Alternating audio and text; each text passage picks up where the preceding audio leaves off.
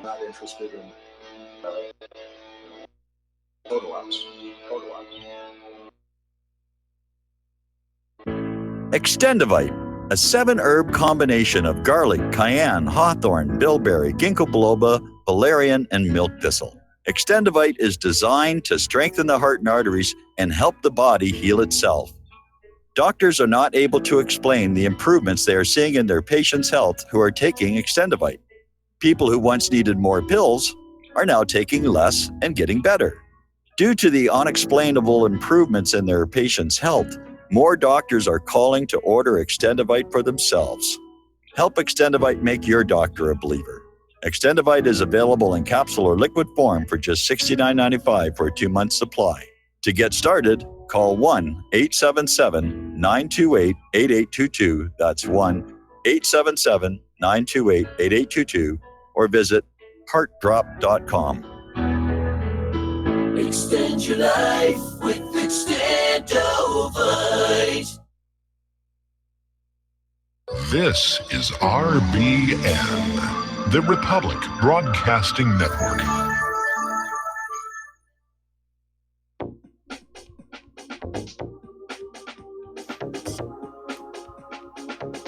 What really happened with your host, Mike Rivero, because World War III is a really bad idea.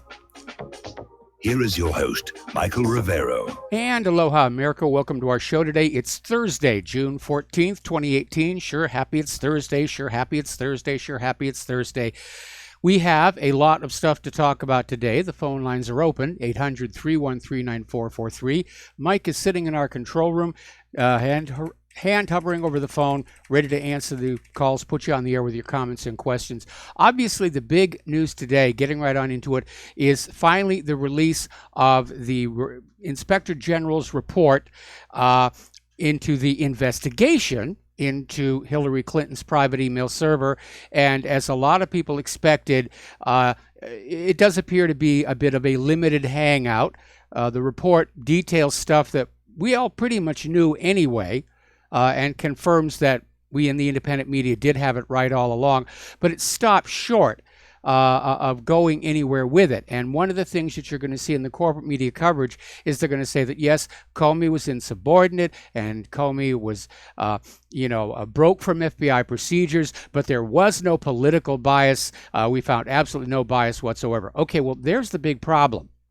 Because what the Horowitz report is telling us is that Comey, along with Peter Strzok and Lisa Page and all these other people, did all this stuff, went way off the rails of normal FBI procedure without a reason. Although the Horowitz report says there's clearly an anti-Trump animus going on there. But they're trying to make a point in saying Comey had no bias in doing what he did, which is complete and utter nonsense. He was totally protecting Hillary Clinton, or to be more accurate, totally protecting that email server.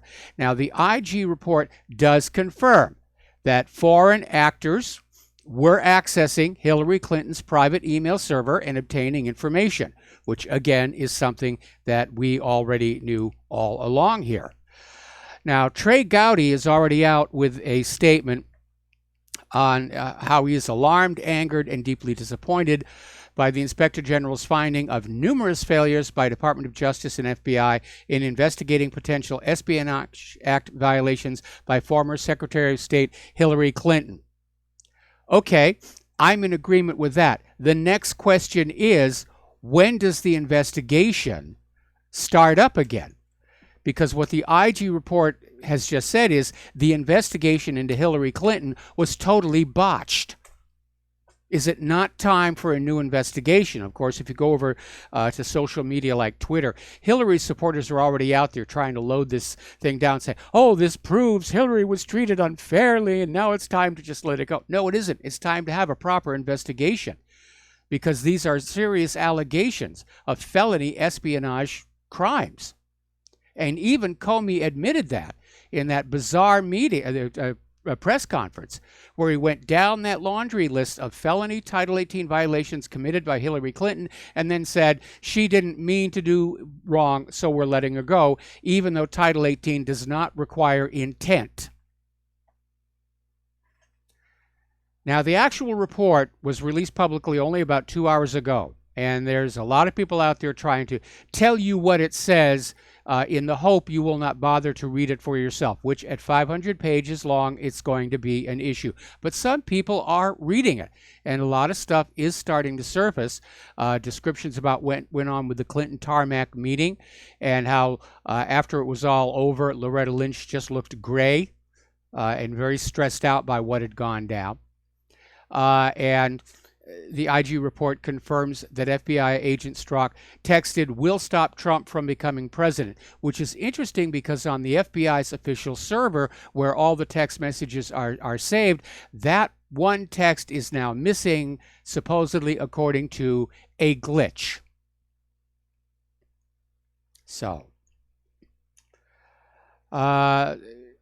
anyway, the IG report also found out that FBI agents regularly received free handouts from journalists. And they identified a lot of instances where FBI employees regularly spoke with members of the media and received a number of free perks from journalists, including meals and tickets to various events. Well, that's something that definitely is a tacky no-no. But again, if there's one, and by the way, Larry Klayman's already out there saying, "I told you it wasn't going to go anywhere." It looks like they're going to focus on Comey and Peter Strzok and Lisa Page, going to throw them under the bus. That's going to be the end of it. That's it. That's where it cuts off. Those are the sacrificial lambs right there. And that ridiculous statement that there was no political bias on the part of Comey, it is ridiculous because it leaves us without a motive. That's the missing piece. To find out if you're being lied to, look for what should be there and isn't. And in Horowitz's report, they do not include a motive for James Comey to have done what he did. And that motive is what is the important part. Everything else we already knew. We already knew all the rest of it. It's a limited hangout. We're going to basically tell you what you already know, but no more than that. We're going to do a shout out now to our on-air affiliates who are just now rejoining our network. And just let me give my throat a clear here. We're still dealing with a little bit of fog up on the island here. Turning over to the war zones, following up on the story that was just breaking at end of show yesterday. The Saudi coalition attempted to invade the Yemen port of Hodeidah. And they ran into a problem where the Houthis attacked one of the United Arab Emirates warships that was attempting to land troops and equipment on the shore, and they damaged it severely. Some reports are saying it even sunk, and I guess that came as a real surprise to the Saudi-led coalition because at that point the landings were called off. And they settled in for just pounding the area with airstrikes. Reportedly, 250 of the Houthis are dead. 160 have been captured. And by the way, if you see this in the corporate media anywhere, you will notice a very strange thing. Anytime they talk about the Houthis, they're described as rebels and always prefaced with Iran-backed. See, this is all Iran's fault. This is all Iran's fault. No, it isn't. It's the United States' fault. Some years back, they went on in, overthrew the legitimate government of Yemen, and installed a puppet ruler. And the people of Yemen don't like living under puppet rule, so they're trying to take their country back. That's what's going on. And the U.S., using Saudi Arabia as a proxy, is trying to slap those Houthis down and saying, look, once you're part of the American empire, you stay a part of the American empire. So as of right now, the Yemeni troops have repelled the Saudi attack on Hodeidah port, and this may give the United Nations a little more time to come on in and take control of the harbor. Because that's what the United Nations said they were going to do. The Houthis are saying they will surrender the harbor to UN control, which takes it off the battlefield. And the reason for that is to guarantee that humanitarian aid to the northern part of Yemen will continue. Okay. The naval force of the Yemeni Army and Popular Committee targeted Wednesday morning a naval battleship, this is a poor translation, of U.S. Saudi aggression in the West Coast during an attempt to advance toward Hodeidah coast. And a source in the naval forces told Al Masirah Net that 2 missiles targeted a hostile battleship off Hodeidah coast. Smoke rose from the targeted battleship after being hit directly, which prompted other battleships of aggression to retreat away from the coast of Hodeidah. Now, at this point, neither Saudi Arabia nor the United Arab Emirates are commenting on this story, but a cell phone video of the ship getting hit and bursting into flames has been making the rounds on the internet here. And again, some reports are saying the ship was may have been sunk. Okay. So they're calling it, from the Saudi point of view, they're calling it the liberation of the port. Forgetting, of course, that the Yemenite people, that's their country and that's their harbor. What they're trying to do is get their own government back. But we have to liberate Hodeidah from its rightful owners so we can starve them to death. That's what's going on here right now. And the attack, they were trying to launch a ground operation that apparently is on hold right now, but it is still being followed by air attacks and long-range artillery and rocketry from naval forces out there in the Gulf. Meanwhile, over near Syria, a U.S. naval carrier attack group centered on the aircraft carrier USS Harry S. Truman is basically heading toward the coast of Syria, ostensibly for operations against ISIS. And if you believe that one, I have some of Saddam's nuclear weapons to sell you. We are still hearing warnings from sources in the Russian media. There's going to be another false flag chemical attack to allow the United States to justify more attacks on Syria. And this next one is going to be really big. Lots of cruise missiles, carrier support. They may be going after Bashar al-Assad himself with a decapitation strike. But the U.S. doesn't want to let this go. They can't be seen to lose any one of these wars right now. The first one they're seen losing, what little popular support they have in this country for these wars, will basically collapse. Now, Bashar al-Assad is out there doing interviews with TV. He was on the Al-Alam News Network and basically said that from the point of view of the Syrian government and the Syrian people, the U.S., French, Turkish, and Israeli troops are occupying forces. They're in Syria illegally, and basically it's time for them to leave. He said that Syria's position is to support any act of resistance, whether against terrorists or against occupying forces, regardless of their nationality. So he's out there saying Syria is going to start treating these occupying forces the same way they're treating the terrorists. And the terrorists are not doing very well. Now, obviously, Israel, the U.S., and France have nuclear weapons, and Assad has to take that into consideration. But Assad may be ready to take a stand to try and set an example, knowing it's high risk, but if he succeeds in getting the U.S. out of Syria, it could derail the U.S. agenda for war across the rest of the Middle East. And Assad strikes me as the kind of man who's willing to take that gamble. Meanwhile, Donald Trump has authorized another $6.6 million in aid to the White Helmets. Now remember, these are the people who faked up that Douma chemical attack. There was no chemical attack. It was a regular bombing. People were choking on the dust. They went to the hospital. All of a sudden, the White Helmets come on in, dump pails of water all over everybody, spritz them with these little aspirators, and make a video and say, see, it was a chemical weapons attack. So Trump just gave him another $6.6 million to lie to you with. Trump is starting to come out with these bogus statements that don't make any sense. And according to this story out of Oraz.com, Donald Trump appears to be saying that he could solve the Syria crisis by asking Putin to do him a favor. All he's got to do is sit down with Putin and ask a few favors of Putin, and the Syria crisis will be over. Now, that is utterly ridiculous. The only thing that Trump could ask for is for Putin to just get on out of Syria, and Putin's not going to do that until the U.S. gets out of Syria.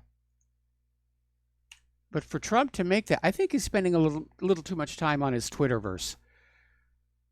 And he's playing and pandering to the audience now more than actually doing his job. And I think that was a big aspect of the Kim Jong-un Trump summit. Meanwhile, video has surfaced again. This confirms the report of heavy armor moving in the direction of Donetsk from Kiev. And apparently this has prompted a response from Russia over Ukrainian provocations. And Russia is saying that Ukraine is showing a desire to draw attention to itself at the moment when the whole world is following the World Cup. And it can have sad consequences. So Ukraine's formation of various impact groups near the Russian borders during the football game is a hope there will be an intensification of relations with Russia. So everybody is goading everybody else on out there as well. Now, there's this photographer who lives in Libya. And back in 2000, he went around taking pictures of Libya with himself in them, selfies. And then 18 years later, he went on back and took photos in the exact same locations with himself. And it just shows, it illustrates the utter devastation that Libya has suffered ever since Gaddafi was taken out and the Golden Hour vanished, and that whole situation with Benghazi. And this is not the only guy to do that, because if you go on out and you do a web search, it's a little hard because this is something that the U.S. government doesn't want you to see. But you can find before and after photos of every place the U.S. has gone on in, whether it's up in Kabul, Baghdad, any of these places. And you see the before pictures, and they look lovely. And you see the after pictures, and it's just a ruin.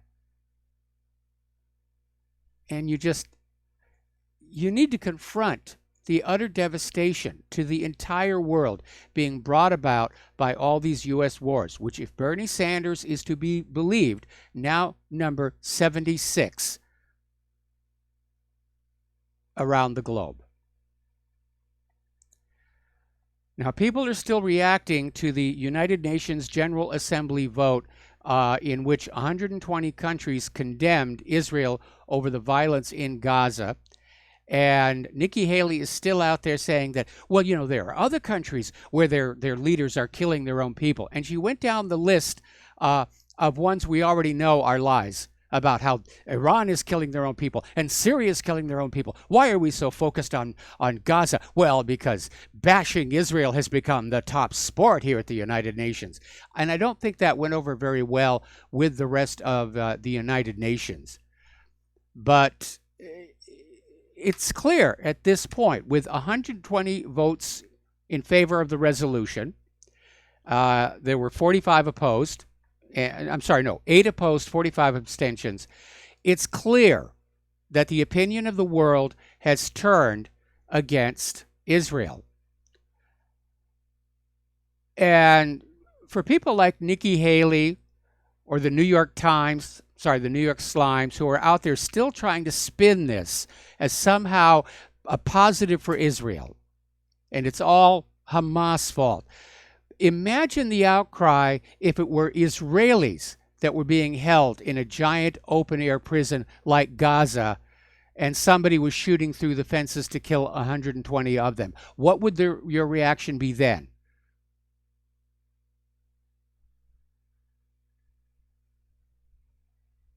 Oh, you're just bashing Palestine is just sport at the UN.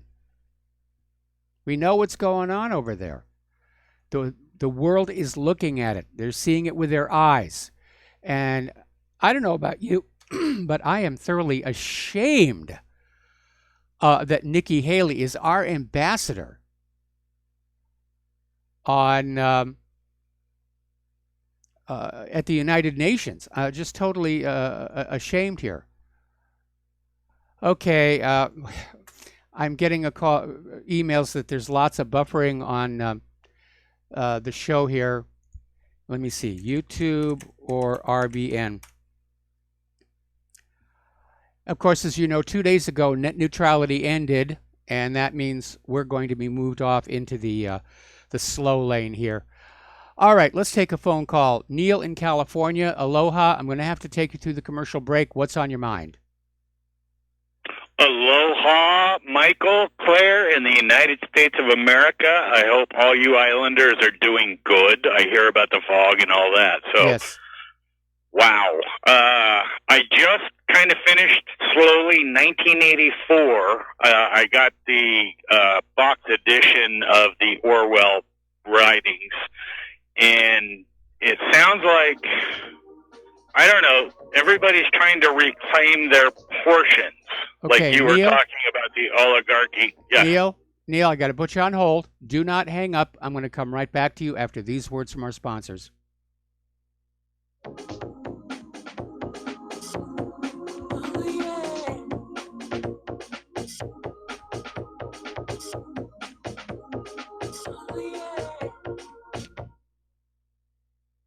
Corporate media dominates the American opinion. Finding independent voices that counter this avalanche is becoming increasingly difficult. With the endless corruption running rampant throughout our government, independent voices are needed more than ever to battle the offensive against our freedoms and liberties. As a listener of RBN, no one understands this concept better than you.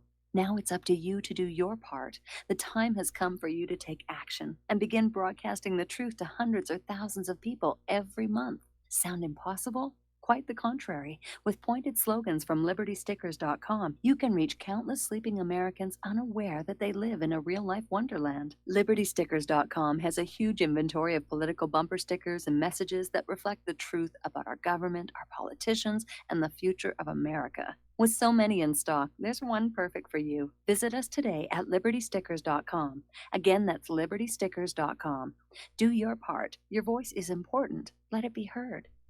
Folks, we're living in a world the likes of which we've never perceived any clearer than we do now. The plan for global governance has been in the works for generations and would have likely been achieved by now, but for the fact that the globalists left open their Achilles heel. With all their tools, Federal Reserve System, fiat currency, no child left behind, and then Common Core education introduced to our schools to dumb us down, vaccines, pharmaceuticals to lobotomize us, GMO foods, insertion of compromised or bought and paid for politicians, judges, mainstream media propaganda, all pieced together like a puzzle designed to ultimately bring the world under submission. But with all their strategy, they forgot one thing: knowledge. And knowledge is power. With knowledge, their bombardment is nullified. Folks, with that, as brilliant and knowledgeable as you've become, among the wisest audience of any radio audience in the world, and you are, I want you to take a moment to reflect and ask yourself, how much of that knowledge did I obtain from Republic Broadcasting Network? How high has my consciousness been raised since I've been a listener? How fast am I now able to discriminate truth from fake news by being a Republic Broadcasting listener?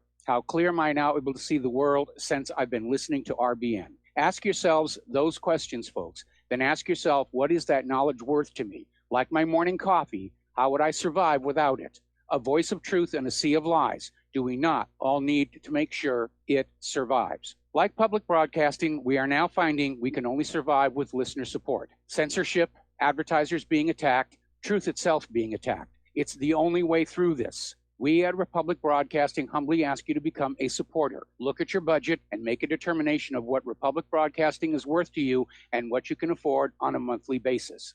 Go to republicbroadcasting.org and pledge 20, 30, 40, 50, if possible, 100 a month or more if it's affordable. Click the donate button and become a regular monthly donor. Assure both us and yourself that Republic Broadcasting truth will continue to flow like that morning coffee. The network thanks you. We will not go down in the night without a fight. You can burn up our mosques and our homes and our schools, but our spirit will never die. We will not go down in Gaza tonight. And aloha, America. Welcome back to the show. And I've gotten a couple of emails that the audio on the YouTube stream of this show is really buffering. So it's either YouTube imposing censorship, or we're starting to see the effects of the loss of net neutrality. But in any event, I obviously need to find a different live streaming video service, and recommendations are welcome. So going on back to Neil in California, and you're talking about 1984, and of course, George Orwell wrote that as a warning, not as an instruction manual. I completely agree with that. It appears that everybody's sitting around going, we can't do anything against anybody else. We just need to reclaim territories and, things we can use.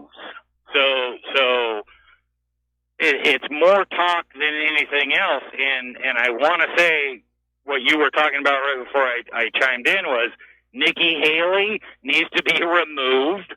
She turns my stomach every time I hear her talk. Literally, there were how many hundreds of countries opposed to what Israel's doing right now, and she's standing there trying to defend them.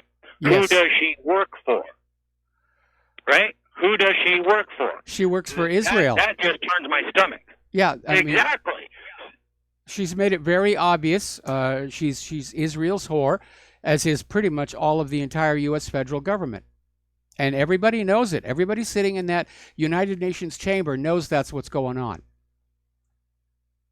As an American, I don't want a constitutional amendment or a con, whatever they call that damn thing. I want an amendment put into the Bill of Rights that you cannot represent anyone in the United States if you have a dual citizenship with any other country. You need to be American born, and you need to stand behind the people.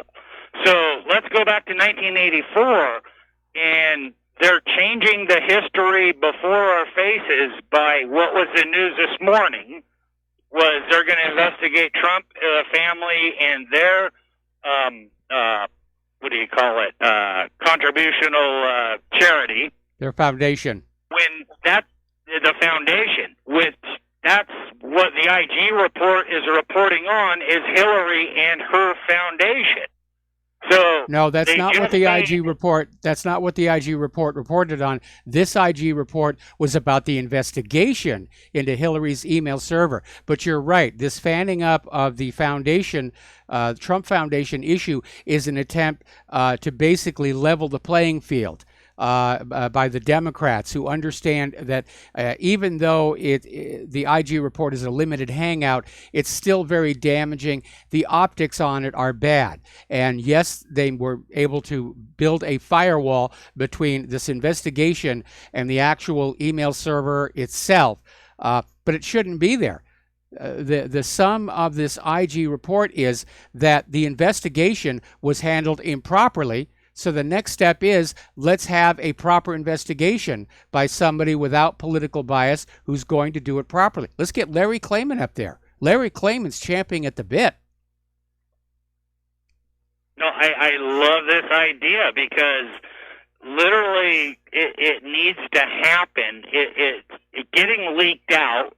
Half the problem people are leakers. And you have some of the highest people at the highest position leaking these leaks.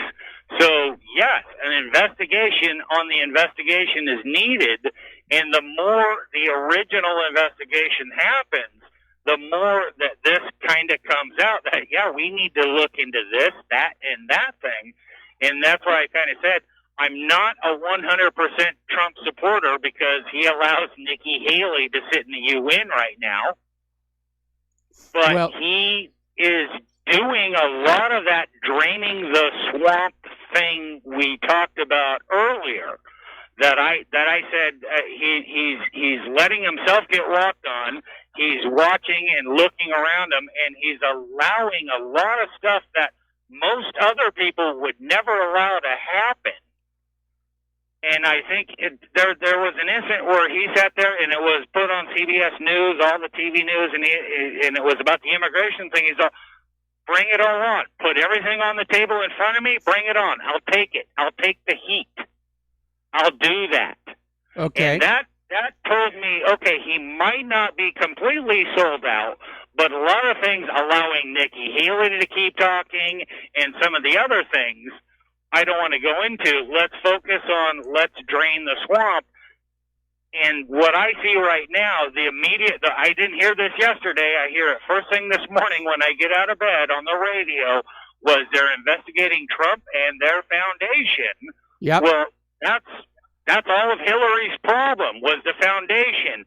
No, it's a different foundation.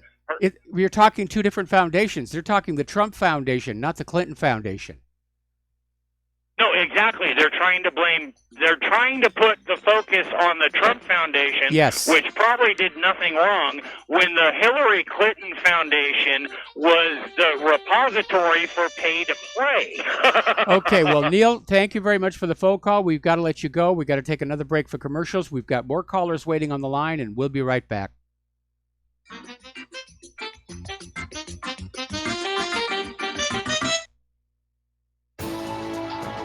You are tuned in to the Republic Broadcasting Network. Visit our website by going to republicbroadcasting.org.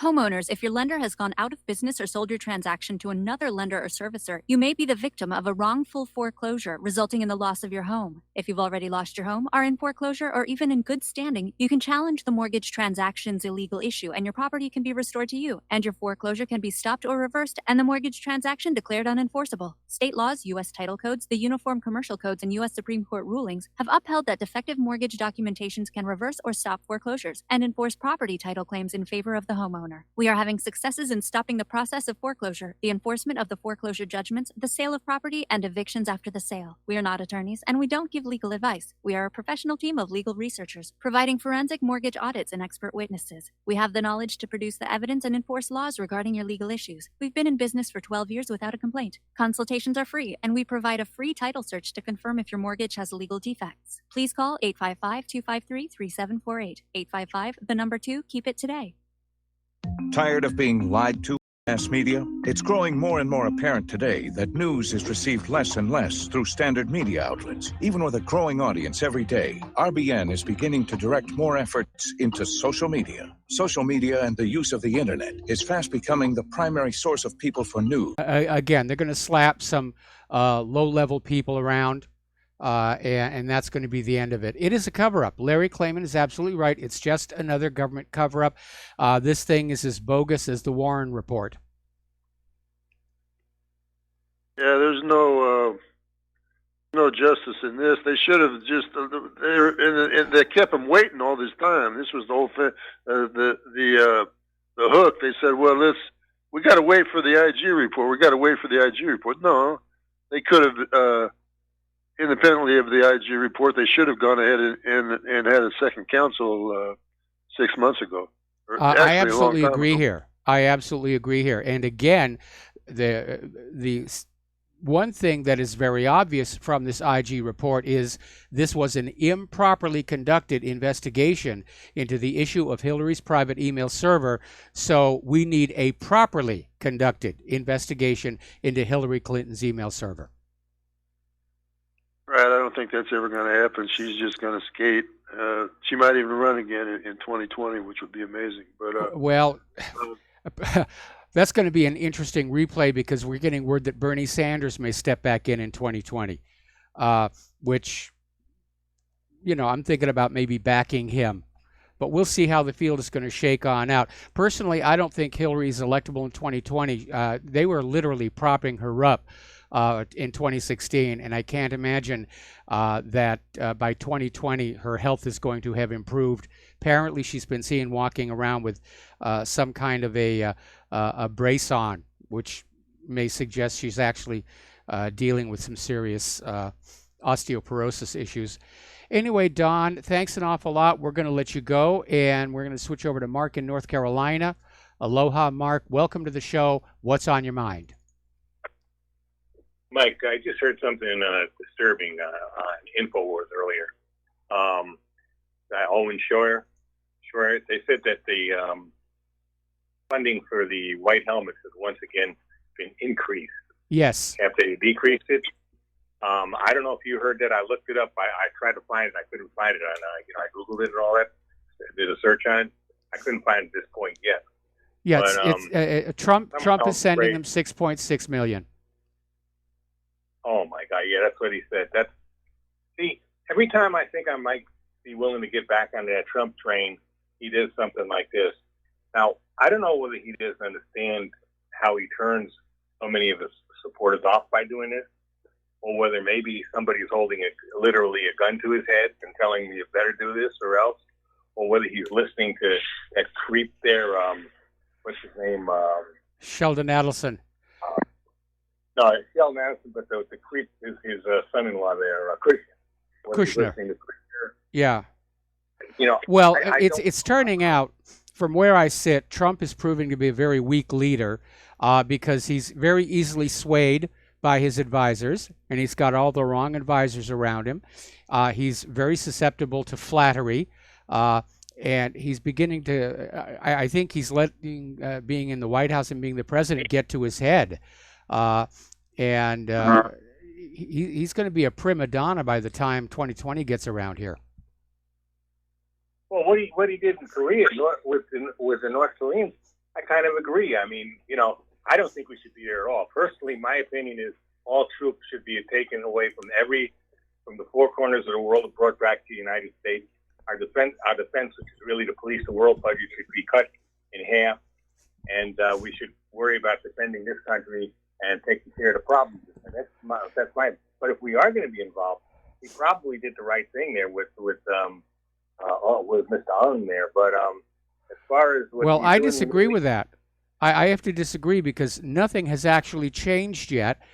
Trump came out with that comment about how the nuclear threat from North Korea is now over.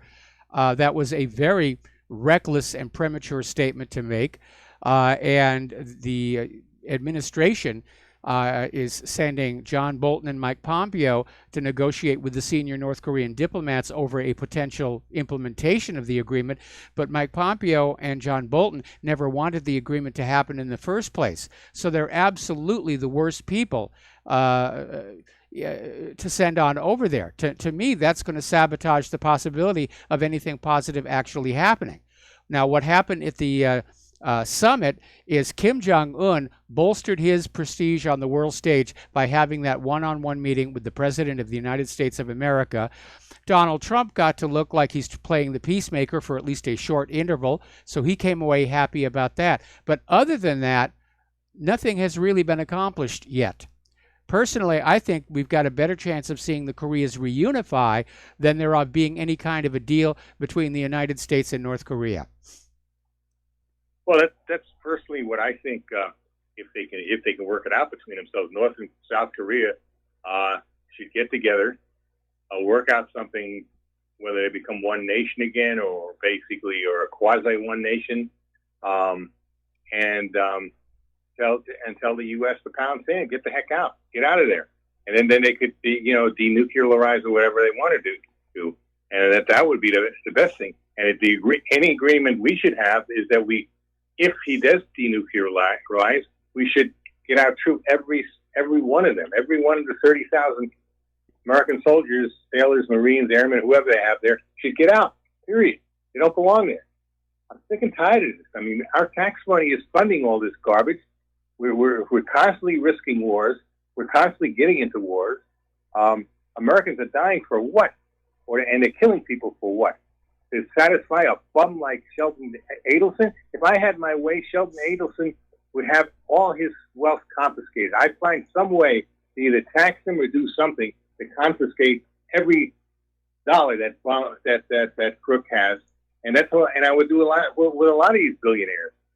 Now, with Trump, as far as the other thing with the police state, with Comey and all these people, when he took over, if he really had the guts that he says he has, or the cojones, he would have taken U.S. troops, a certain amount of U.S. troops who we could count on, who were actually friendly to him, and said, I want you to raid the FBI, Justice Department, IRS, CIA, raid all their headquarters and seize all computers, all files, anything, all paperwork that they have, period. And then gone through it with a fine tooth comb, with then use professional investigators to go through it and lawyers and whoever else, accountants, whoever else he needed to go through those things. That's what he should have done. He still could do it if he wanted. The man is not what people try to make him out to be. He's not that gutsy. No, he's not. He's a big show, but if you push him, he folds like a cheap camera. Why do you think he's doing this with the white helmet? He can't be that stupid. And you have to be really dumb. You have to be just about retarded to believe that Assad ever gassed his own people in any of those incidents, including the one going back to when Obama was still president. I don't know. Maybe Trump is not as savvy as a lot of people claim that he is. Maybe he actually does believe the U.S. propaganda. But that, of course, is a very dangerous thing because no leader of any country should believe his own country's propaganda. You're going to be making plans based on fantasies, and that's a very dangerous thing to do. Well, if he believes that Assad gassed his own people, especially the last 2 years there, if he actually believes that, when it's so obvious that he didn't and that was a false flag, he's too stupid then to be president if he actually believes it. He's really too dumb to be president of the United States. Well, he's a disappointment. As a matter of fact, he's a disappointment, no question about that. But and again, in my defense, the only reason I supported Donald Trump was I didn't want Hillary in that Oval Office. And again, it shows I'm saying I supported him during the primary and voted for him in the primary, the North Carolina primaries, because I thought he was not going to be. I thought just the opposite. I thought he was going to take on these neocons and these globalists who want to be a policeman of the world and all that. I thought he was going to stop it. That's why. That's one of the main reasons. I wanted Rand Paul, but Rand Paul unfortunately didn't know how to run a good campaign. He ran a bad campaign from the get-go. All right, I think he tried to please too many people. He tried to make deals with the mainstream Republican Party, and he never should have done that. And then he made a fool out of himself when he took on Trump and actually defended the Republican Party in that first debate when they asked him whether he'd run as a third party. When they asked Trump whether he'd run as a third party or not, that pretty much finished him right there as far as Rand Paul. And it's a shame. Other than that, they were all neocons. There were a bunch of neocons running. I remember what's that woman's name? Used to own the computer company there. I know who you're talking about. Used to be CEO of Hewlett Packard. Hewlett Packard, right? Anyway, she came on one of the debates. The first thing she said, it was about foreign policy. The first thing she would do is she would ask Netanyahu what he needs and make sure he got it. At that point, I said to myself, "Whoa, out of here! You don't even merit any kind of consideration." And then Rubio, I remember, was talking about when Turkey shot down that Russian aircraft that time, and Rubio said, "Well, we better be prepared for Article 5 and all this garbage." But then again, I pretty much knew Rubio was basically Bush Jr., was Jeb Bush Jr., so it didn't surprise me too much when he said that. But when that woman said that, I said, what the heck is it? Netanyahu? What? Netanyahu's not our president. Netanyahu's a crook.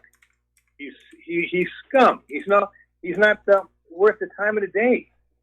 And yet they keep on trying to placate this guy. I don't know whether he has something to do with the white helmets now, too. Wouldn't surprise me. What is going on with this country? It's gone in a bad direction. There's no question about it. We're seeing the wealth, the accumulated wealth of 200 years plus of the labors of the American people being siphoned off and stripped by Wall Street, by Israel, by the war machine. We've got half of Americans can't pay for food and rent at the same time. We're in a really, really terrible condition here. And we have a government that's out there, like the former Soviet Union, trying to propagandize us that everything is okay and the economy's fine and we're projecting our might across the globe. And again, I foresee a Soviet Union-style collapse for this government somewhere down the road. I don't know when it's going to happen, but it looks to me like it's definitely on the way. Actually, from what I can tell, all these sanctions against Russia is doing nothing but making Russia stronger. Okay, yes, they're making more they deals backfired. More respect than ever from a lot of different sources, and they're making business deals like going out of style. On top of that, they're not anywhere near the debt that we are, and they have enough brains to accumulate gold and silver on top of it. Yes. So Russia's, I think, we were talking about it one day before. I said, well, why didn't Russia start sinking some of those ships when they attacked Syria? But then again, you're right. I think Putin is just sitting back and say, these fools want to destroy themselves.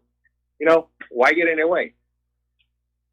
Well, I think Putin is definitely playing the global peacemaker, and he's trying to keep this situation from escalating because he understands if it gets out of control, and it's already looking to get out of control, sooner or later somebody's going to push the red button on one of those nuclear weapons, and then everybody's going to panic and launch their weapons out of fear that a preemptive strike against their arsenals is already inbound.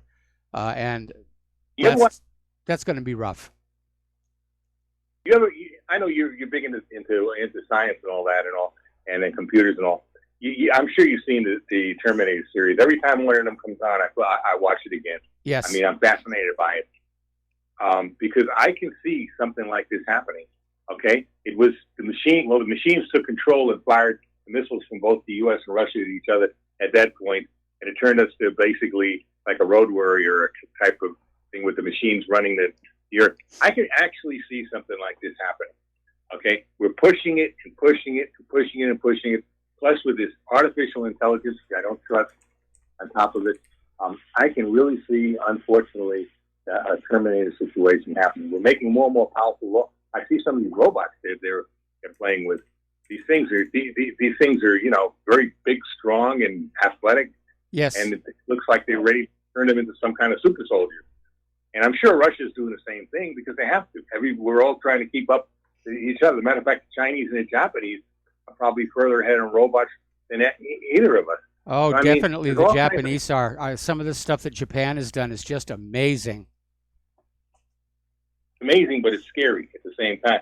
Because I could see the day when all this stuff like you see in the science fiction comes true. Because once you got an artificial intelligence like that, and they realize they're much stronger and smarter than the humans, why are they going to let the humans continue to dominate them? They're going to have self-awareness. They're going to say, no, it's not going to happen. We're the boss. You're not. Matter of fact, we're going to do away with you. Well, that's what I see happening.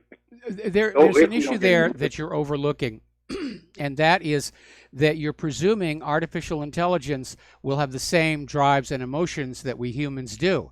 And that is not likely to happen because artificial intelligent computers are built, they did not evolve, and they don't have the survival instincts that humans and other evolved life forms do. So we may discover that they're not really going to be aggressive after all, unless that's intentionally programmed into them for military purposes. But again, it's not even a case of aggression. It's simply that's the target, you destroy it. And there's no empathy with the target, again, because emotions are something that come out of our evolutionary drives, and I don't think you'll see them in artificial intelligence systems. Anyway, Mark, I got to let you go. Okay. We got to take a break for commercials. More phone calls when we come back.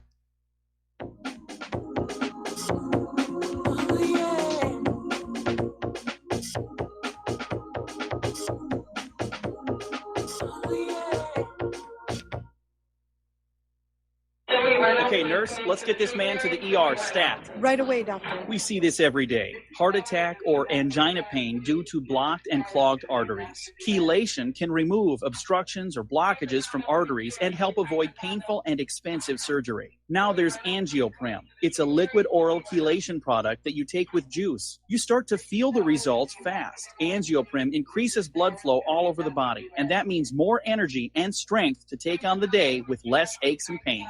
60 years of research has gone into chelation, and Angioprim is the result. A safe and easy way to unblock your veins and arteries from buildup that slow circulation. Paging Dr. Jones. Please report to the emergency room right away. Log on now for a special radio offer from Angioprim. That's angioprim.com/radio. ANGIOPRIM. Angioprim.com/radio or call 877-882-7221. That's 877-882-7221.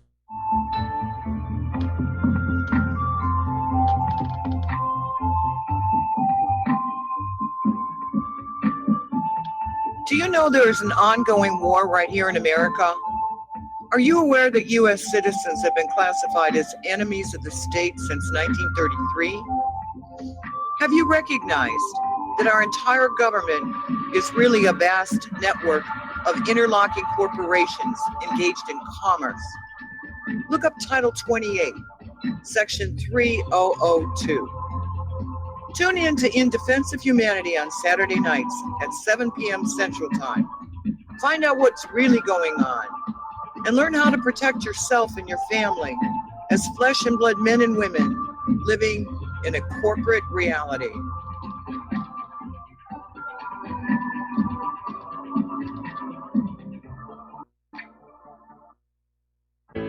Many people write us about their experience with Extendivite. Allow me to read you some from Amazon.com. This product is superb. I have been taking it for about a year now, and I can feel my cardiovascular system run like a Swiss watch. I definitely recommend this product for anyone that has high cholesterol, high blood pressure, and heart palpitations, A+. It's potent, but it works. I have been waking up for the past 3 years with numb hands, and a week into using Extendivite, my numb hands seem to have cleared up. My circulation was off, and now it's back on track. So I'm happy. I feel so energized, and I have my husband on it now. My mother-in-law has cholesterol problems, so I bought her a bottle as well. Thank you so much. Love the product. Tell us your story. Get Extendivite today. Call 1-877-928-8822 or visit heartdrop.com. Extend your life with Extendivite. But this country is coming to. I sure would like to know if they don't do something by and by. The rich will live and the poor will die. Doggone, I mean the panic is on. Can't get no way, can't draw no pay, unemployment gets... And aloha, America. Welcome back to our show. We're going to go right back to the phones. Dustin in New Jersey, aloha. Welcome to the show. What's on your mind? Mike, the Extendivite guy had numb hands, and we got numb nuts in the White House. Send him a bottle of Extendivite. Well, I want people to think about this who still support... Trump's not dumb because we all voted for him. So that says something, doesn't it? You know? Well, I mean, we got fooled. I think a lot of it really was, same to my case, we just didn't want Hillary in there. I think that was a big reason why Trump won. We were voting for not Hillary. You know, like the lesser of two evils, but still evil. You know, Yes.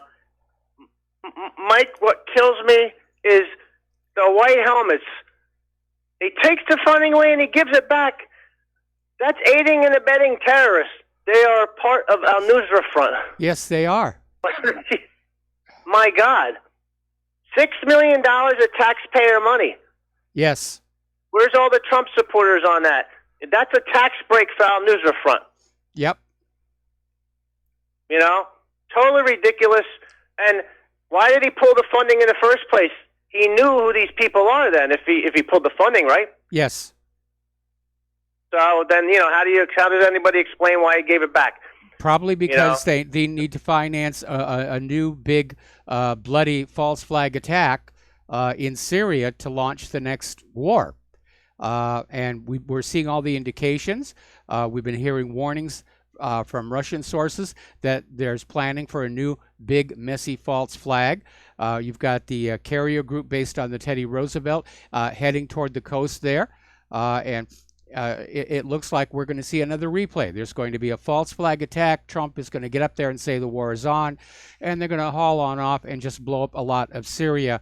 And this time they may go for a decapitation strike against Assad himself. And supposedly they're going to be maybe using some kind of balloons, so with chlorine or something and whatever. But hey, isn't it crazy? You got that plus the Ukraine going on right as the World Cup starts. It's reminiscent, Mike, of the Olympic Games in 2004, I believe it was, right? Yes.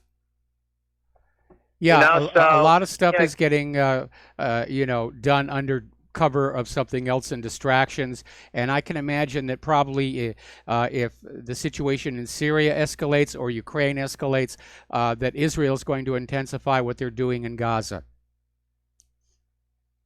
And I'm going to switch gears on a caller from Canada. That was a couple days ago, saying our countries and the U.S. is in bad shape. I mean, I saw an interview with Jack Ma. He's like the founder of the CEO of Alibaba, right?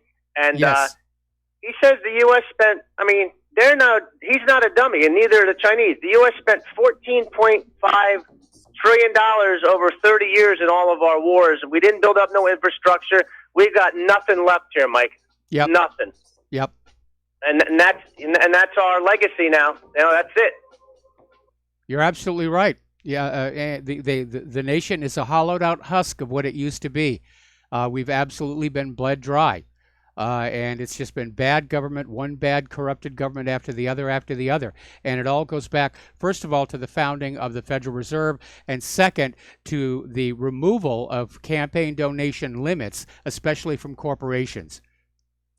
Anyway, we're going to have to let you go. We got to take a break for station identification, and we'll be right back.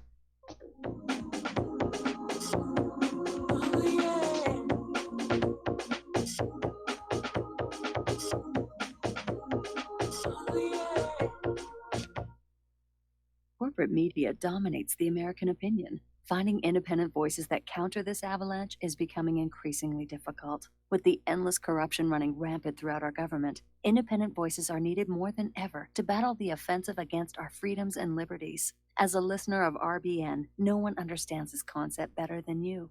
Now it's up to you to do your part. The time has come for you to take action and begin broadcasting the truth to hundreds or thousands of people every month. Sound impossible? Quite the contrary. With pointed slogans from LibertyStickers.com, you can reach countless sleeping Americans unaware that they live in a real-life wonderland. LibertyStickers.com has a huge inventory of political bumper stickers and messages that reflect the truth about our government, our politicians, and the future of America. With so many in stock, there's one perfect for you. Visit us today at LibertyStickers.com. Again, that's LibertyStickers.com. Do your part. Your voice is important. Let it be heard. You're listening to the Republic Broadcasting Network, because you can handle the truth.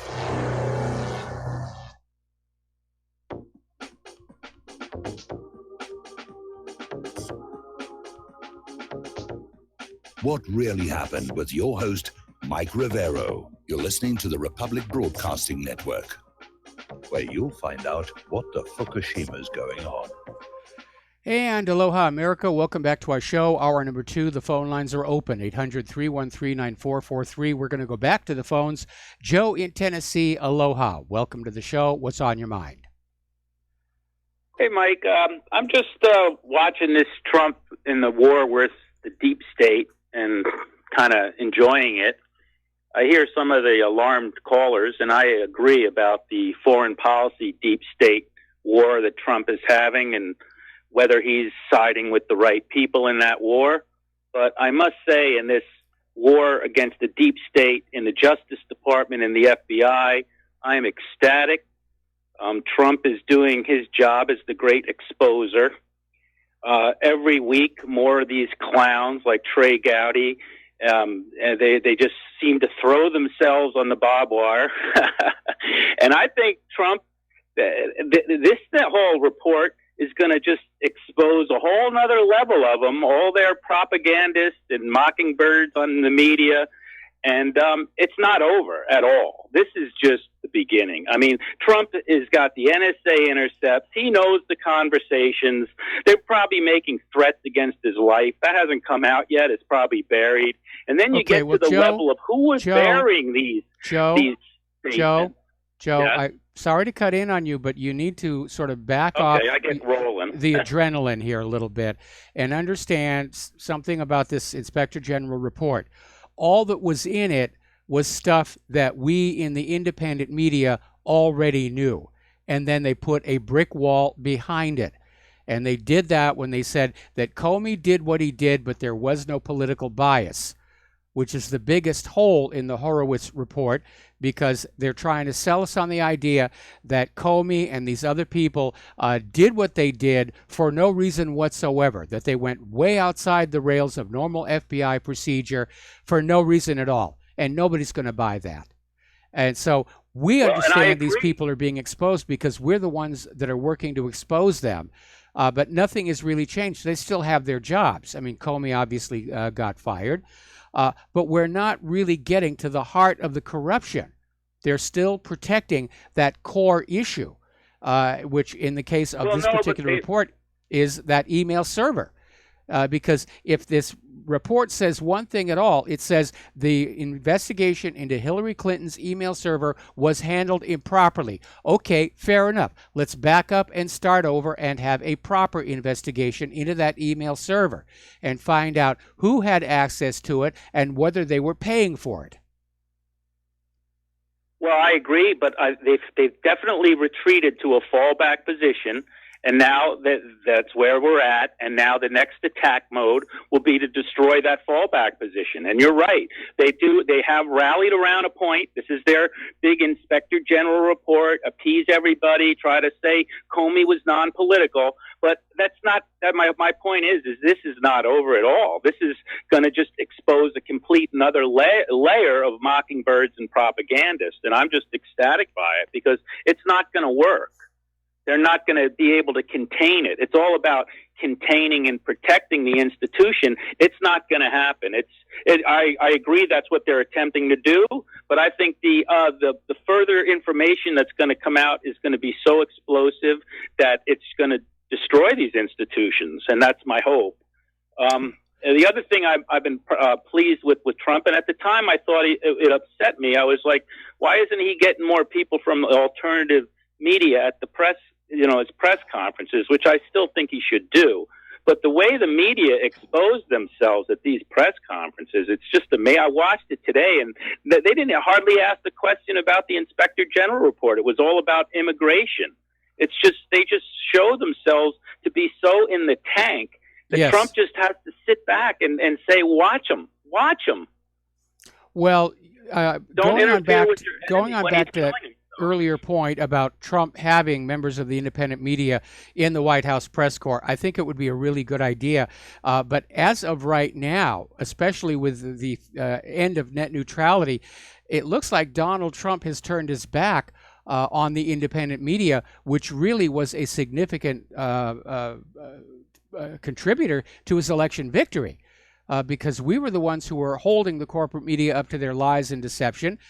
We were the ones who were out there making sure the public was reminded of the long history of scandals surrounding the Clintons. And now it's almost like Trump, outside of using Twitter, doesn't seem to care about the internet anymore.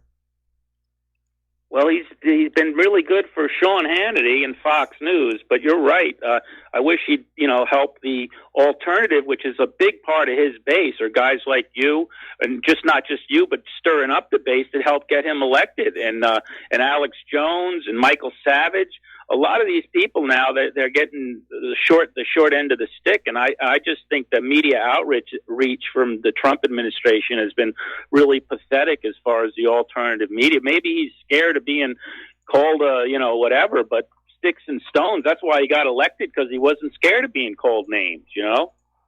Well, I just think he's turned out to be this incredibly weak leader who is going along with the flow inside his cabinet. And I know you're enthusiastic about him, but I'm afraid my enthusiasm for him is definitely on the wane. So, Joe, thank you very much. We're going to let you go. We're going to do a shout out now for our on-air affiliates who are just now rejoining the network. And we're going to go right back to the phones to Kevin in West Virginia. Aloha, Kevin. Welcome to the show. What's on your mind? Hey, Mr. Mike. The first thing that I wanted to say to you was I've been having an issue listening to your show. There's a call-in number I was calling, and Sprint decided to block me from calling your call-in number to RBN, which I thought was interesting. I wonder why they would do that. I mean, where are you Well, you're in West Virginia. Yeah. And Sprint will not let you call into the Listen Live line. Yeah. I mean, the guy in the control room, he gave me a couple other numbers to try. Yeah. But I'm going to try them after I'm done talking to you. But I mean, I just thought that was pretty interesting. I didn't know if anybody else has had that problem, or am I the only one that's telling you this? Well, it does look like we are very much under attack by corporate America, whether it's the corporate media, corporate social media, the telephone companies, the internet carriers, and I'm still getting emails that my feed over YouTube is pretty much unusable at this point. So I'm going to have to find something else. But yeah, we're definitely entering the age of overt suppression of independent media because they want to sell us a war. And they really think. Let's see. I'm getting a message from our control room. Lots of carriers block listen lines to keep people from using phones to listen to conferences and live feeds. Well, that seems kind of strange to me. I mean, a business is a business. If you're paying for that phone line, it's really not the phone company's business what you're using it for, unless you're doing something illegal. But it is getting rather silly. Anyway, listen, Kevin, thank you very much. We're going to let you go. And we're going to go to Dave in Missouri. Aloha, Dave. Welcome to the show. What's on your mind? Well, aloha and howdy, Mike. Hope you're having a blessed day, brother. Thank you. I've got to tell you, as far as Kevin was concerned, oddly enough, I used the listen line too. And I'm a truck driver, so at nighttime I would put it on RBN and just go to sleep to whoever was on. And I get a call from my cell phone provider, and it's like almost putting me under the gun about who you all were. Almost felt like, maybe they thought I was doing sex blogs or something. I didn't know, but I told them they shut my phone off actually, and so I had to tell them, no, don't do that again. If you have a question, call me. And since then I haven't had any problem. But that happened, 3 or 4 months ago. But anyway, I've got to agree with you about this IG whitewash, and I'm so sick of being right all the time, and I know you are too. Wouldn't it be cool if just once one of those people whose tax dollars, of ours, that they so happily confiscate and spend wildly, would do their damn job one time? But we've always said, what they're going to do is distract us down the road with this ball. Oh, the FBI couldn't do it, but the New York City cops were going to get Wiener's material off the laptop out. So, somebody was going to prosecute it one way or another. He didn't go down for the material on the laptop. He went down for sexting. That material's still there. There are still crimes, traitorous crimes on his laptop that nobody's touched. Go ahead. Well, no, again, my theory here is that everybody inside the Beltway is working to protect the core of the corruption, which is that Clinton Foundation and the Hillary email server. And we're seeing the same kind of protection now starting to surface around the other aspect of espionage in the Congress, the Imran Awan brothers, Awan brothers and Imran Awan. Attorney General Jeff Sessions has already said he has no intentions of bringing charges against Imran Awan. And why? Why is that? I mean, with no explanation as to why, they just get to fail the American people while spending wildly, while living so lavishly above all of our means, living like kings, lording it over us, and refusing to do their job without even a reasonable explanation as to why.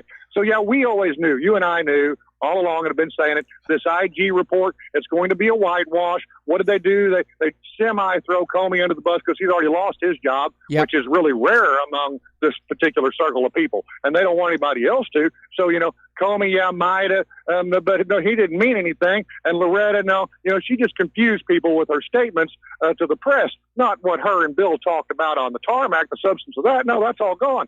So, man, this whole thing is a whitewash and a cover-up. And this IG, it bothers me.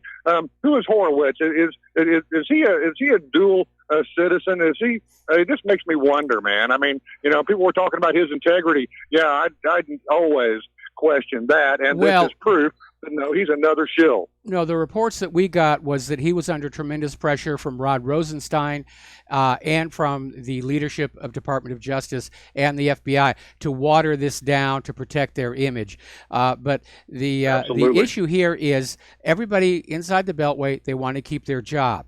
If the American people were confronted with the reality of a massive espionage scandal inside Congress and the State Department, if they had to confront all of that corruption inside the Clinton Foundation, that would unravel all the way back to Arkansas in the 1980s and CIA-sanctioned gun and drug running.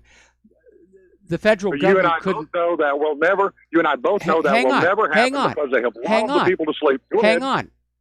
The point I'm making is the federal government would not survive a scandal of that magnitude, and that's why everybody's working to protect this. They want to hang on to their jobs. They want to keep sucking the money out of the American people. They want to keep, working around Washington, D.C. and having all that kind of fun that they like to have. It's one big party town over there, and that's what they're protecting. Yeah, if you were soulless and had no integrity, you might want a job like that too, Mike. Where do these people come from? Oh, I forgot. Harvard, Yale, all the endowed universities. Anyway, I'm going to cut you loose, brother. But yeah, I just wanted to add my voice to those who are not fooled by this. We always knew it was coming. There will be no justice for these people because there is no justice left in this country. And to believe so, you're deluding yourself in a magnitude. Hey, man, I've got a bridge to sell you. Please give me your number. Get it to Mike and get it to me. Anyway, brother, God bless you, folks. Please support RBN and do not believe or trust a thing out of this government. Peace out. All right. Thanks an awful lot for the phone call here. And we are going to switch over to Veronica in Iowa. Aloha, Veronica. Welcome to the show. What's on your mind? Veronica, are you there? Versus, yes. Am I on or no? Yes, you're on the air and I can hear you. Okay, good. We had a little complication there. It sounded like the guy that had the cell phone problem, and there are a lot of problems getting through to Freedom Radio shows. Anyway, how do you feel about MeWe versus Facebook? Stratosphere Lounge has had to move there. Natural News has had to move there. Judy Morris, who was very, very active with Ron Paul, has been axed from Facebook now, and she has moved to MeWe. How do you feel about MeWe? I haven't really looked at it. I really haven't had the time to look at it. Now that Claire's Choir is on hiatus, I have a little more time where I can start looking for things like new social media platforms to expand what really happened onto. I've quit using Twitter. I've quit using Facebook. And obviously now I'm going to have to quit using YouTube, at least for the streaming portion of the radio broadcast, because apparently whether it's YouTube censoring me or the result of the end of net neutrality, apparently the signal is not coming through on the other end. Right. Natural News also had to stop using YouTube. They censored everything, blocked everything. He's developing his own now. Good for him. But when you get a chance, look at MeWe. They're really growing quickly. They had some stumbling blocks when they first got started, but they've got a good team working for them now, and they're good folks. So if you get time, Look it over. Yeah, I'll take a look at that. And I'd So forgotten. So should everybody else. The more we can get there and get away from Facebook. I mean, so many people are just have the addiction to Facebook, and it's like smoking. Quit. You don't Well, have to if you're smoke. trying to get the truth out about what's to me, going on, Facebook. if you're just sharing pictures about your vacation, Facebook is fine. If all you're interested in are cute kitten Right. videos, YouTube is fine. But those of us who are trying to restore the republic, we definitely need new social media platforms. So, anything else, That Veronica? is definitely what MeWe is about. That is you just described MeWe right there. Okay, how's that spelled? MEWE. All right. And there it is. All right, I will take a look at that. And thank you for the phone call. We're going to switch to Bob behind enemy lines. Aloha, Bob. Welcome to the show. What's on your mind? Hey, Mike. I didn't mean to call in the other day and get you all blushing and everything, thanking you for your time but I did mean it. I don't mean to change subjects on you, but actually what you guys were just discussing is kind of a segue into it. I'm looking at this George Soros here doing his thing again, and he's decided to throw, a little over $3 million worth of shares into the New York Times. Well, they're on a failing mission. I'm not really too impressed with him, so I guess it's a good match. But, after I looked into it a little bit further, I realized that even by back in 2011 or 2012, he'd already invested $50 million into our journalism here in this country. Yes. And, I was just wondering if he was using the New York Times here as a loss leader, knowing that he wasn't going to make anything out of it for the pure sake of causing disruption in this year's election. It seems to be right up his alley. Well, it's no secret that most corporate media is losing money, but it is subsidized by very wealthy investors solely for the purpose of being able to influence public opinion. Yep, brings me right back to the point. Yeah, I guess you're answering my question for me right there. I figured I'd ask the redundant question just for the sake of everybody putting a little bit of brain cell into kind of considering it and thinking over the ramifications of what this means. We've got so many things going wrong in our country. I know when I called the other day, I kind of got off on a tangent about how upset I am to be sitting here in California, but it isn't just California. There's a lot of problems. And I hate to agree with some of your previous callers, but I think we're looking at a negative outlook. I don't see a whole lot of way out of this without things going in a direction that I'd certainly prefer they didn't. Whether it be a bank crash or a new war, a false flag, a civil war, I don't really need any one of those to be intruding upon my life right now. I'm trying to live here in a free America, Well, I'm in agreement with trying you. to imagine we can live in a free America. I don't want to see either one of these things happen either, but we're going to have to go through something because obviously things cannot continue as they are for much longer. The economy is overstressed and it's fragile. We're at war in anywhere between 7 and 76 countries, depending upon who you're listening to. We have this huge globalist versus nationalist soft civil war, if you will, that's going on. And it's really intense. Anyway, listen, Bob, got to let you go. We got to take another break for commercials. We'll be right back.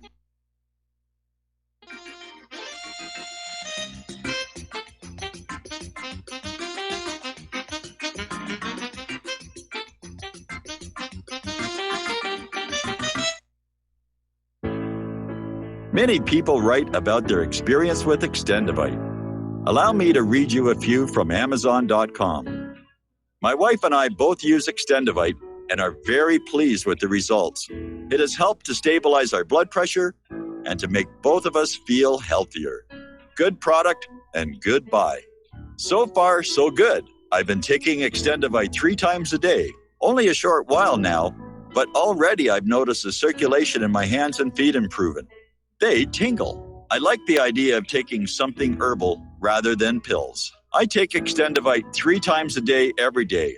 I think this supplement has helped with my increased fitness regime and to lower my blood pressure. Tell us your story. Get Extendivite today. Call 1-877-928-8822 or visit heartdrop.com. Extend your life with Extendovite.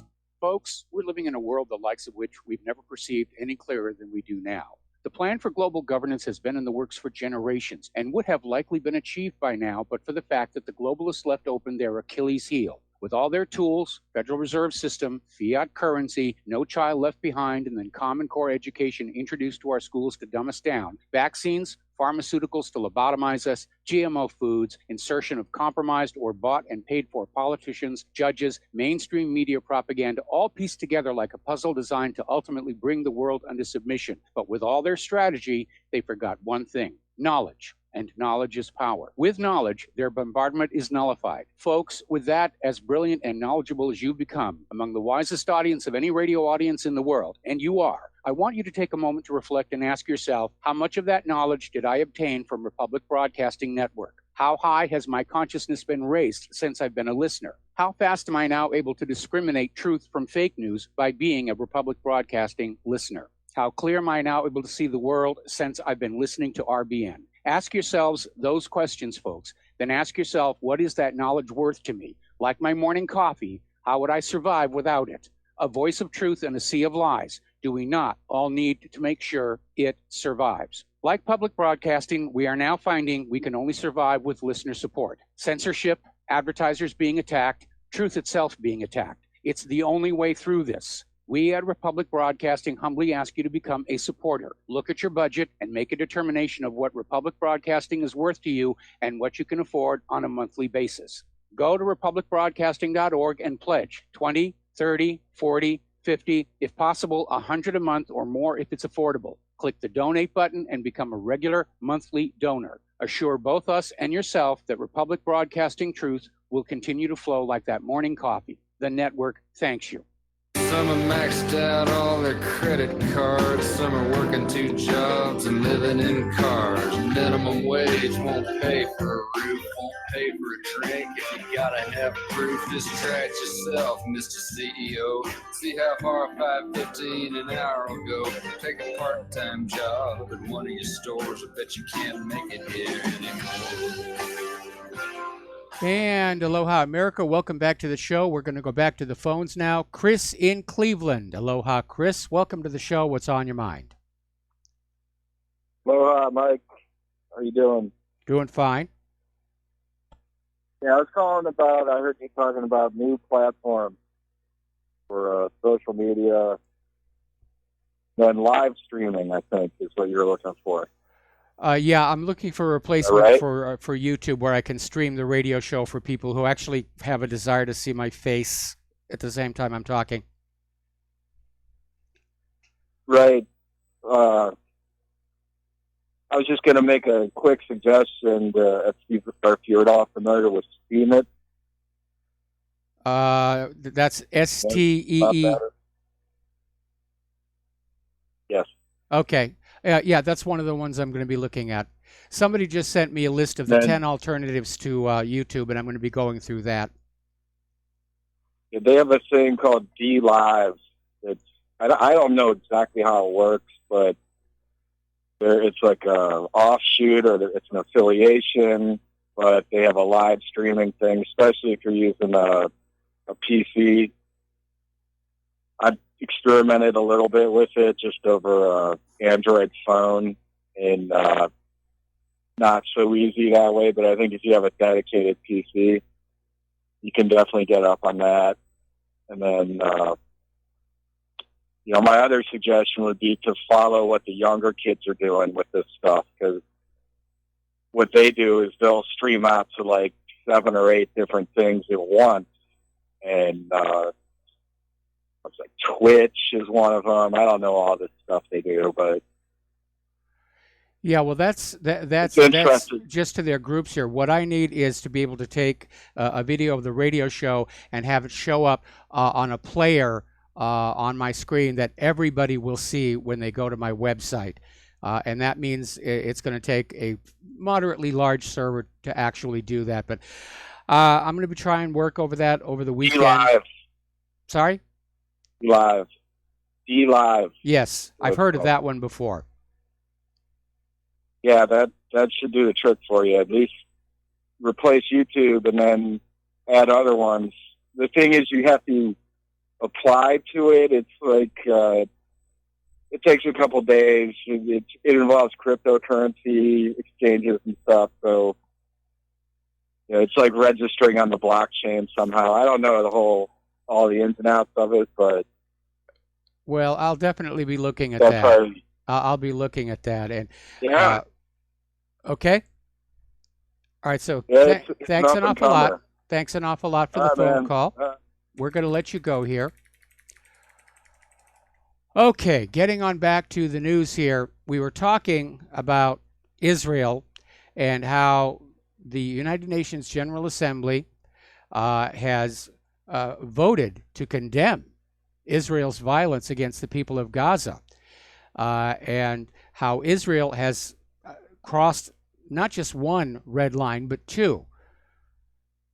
First of all, the shooting of these unarmed protesters with these butterfly bullets, followed by the killing of a Palestinian medic. Not the only one. They've been targeting the medics. And despite all of the media spin and screaming, the world's eyes are open, and they're starting to say, Israel's doing wrong. And all the screams of anti-Semite aren't going to shut me up. By the way, somebody just sent me a picture of Nikki Haley at the Wailing Wall, and I guess that says it all, what's going over there. But Bernie Sanders apparently is considering another try at the White House in 2020, and I might be inclined to support him.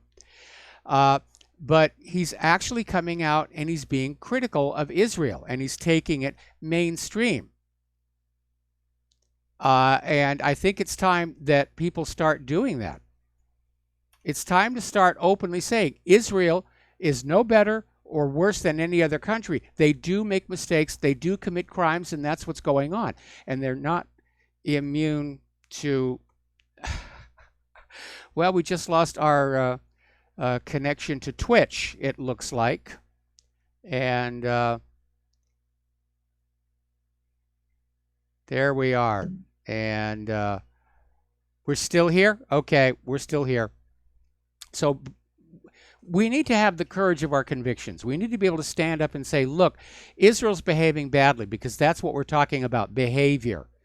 And all this, anti-Semitism and Jew hate, it's been admitted. That's just to get you to shut up. And we refuse to be silent any longer. Because what we're talking about is not somebody's ethnicity. We're not talking about their religion. We're not talking about their culture or how they dress. We're talking about the actions of the people inside the government of Israel who are committing war crimes and ought to be held to account for it. Nobody should be above the law. Nobody should be above international law. All right, we're going to take another break for commercials, and we'll be back after these few words.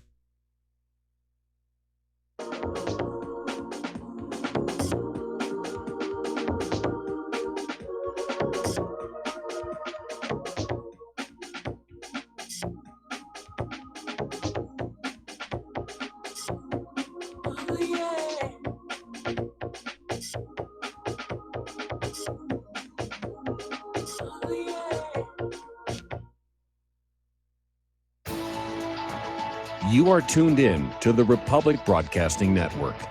Visit our website by going to republicbroadcasting.org.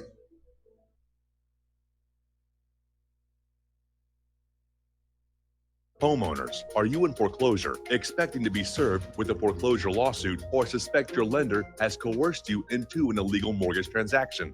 A huge number of mortgages made in the last 10 years have legal issues and are possibly defective. State laws and the U.S. Supreme Court have upheld that defective mortgage documents are grounds for foreclosure defense and for counterclaims in favor of the homeowner. If your mortgage has been sold or assigned since closing the loan, it may be defective, and you may be paying the wrong party, and the lender may not have standing or the right to foreclose or collect payments under the law. If you would like to know if your mortgage is legal or not, or know if you are are paying the right party, we can help. Our initial consultations are free of charge. We are not attorneys. We are legal researchers and work closely with experienced lawyers who know how to help you find the evidence to help you keep your home. Call toll free 1-855-2-KEEP-IT. That's 1-855-2-KEEP-IT today.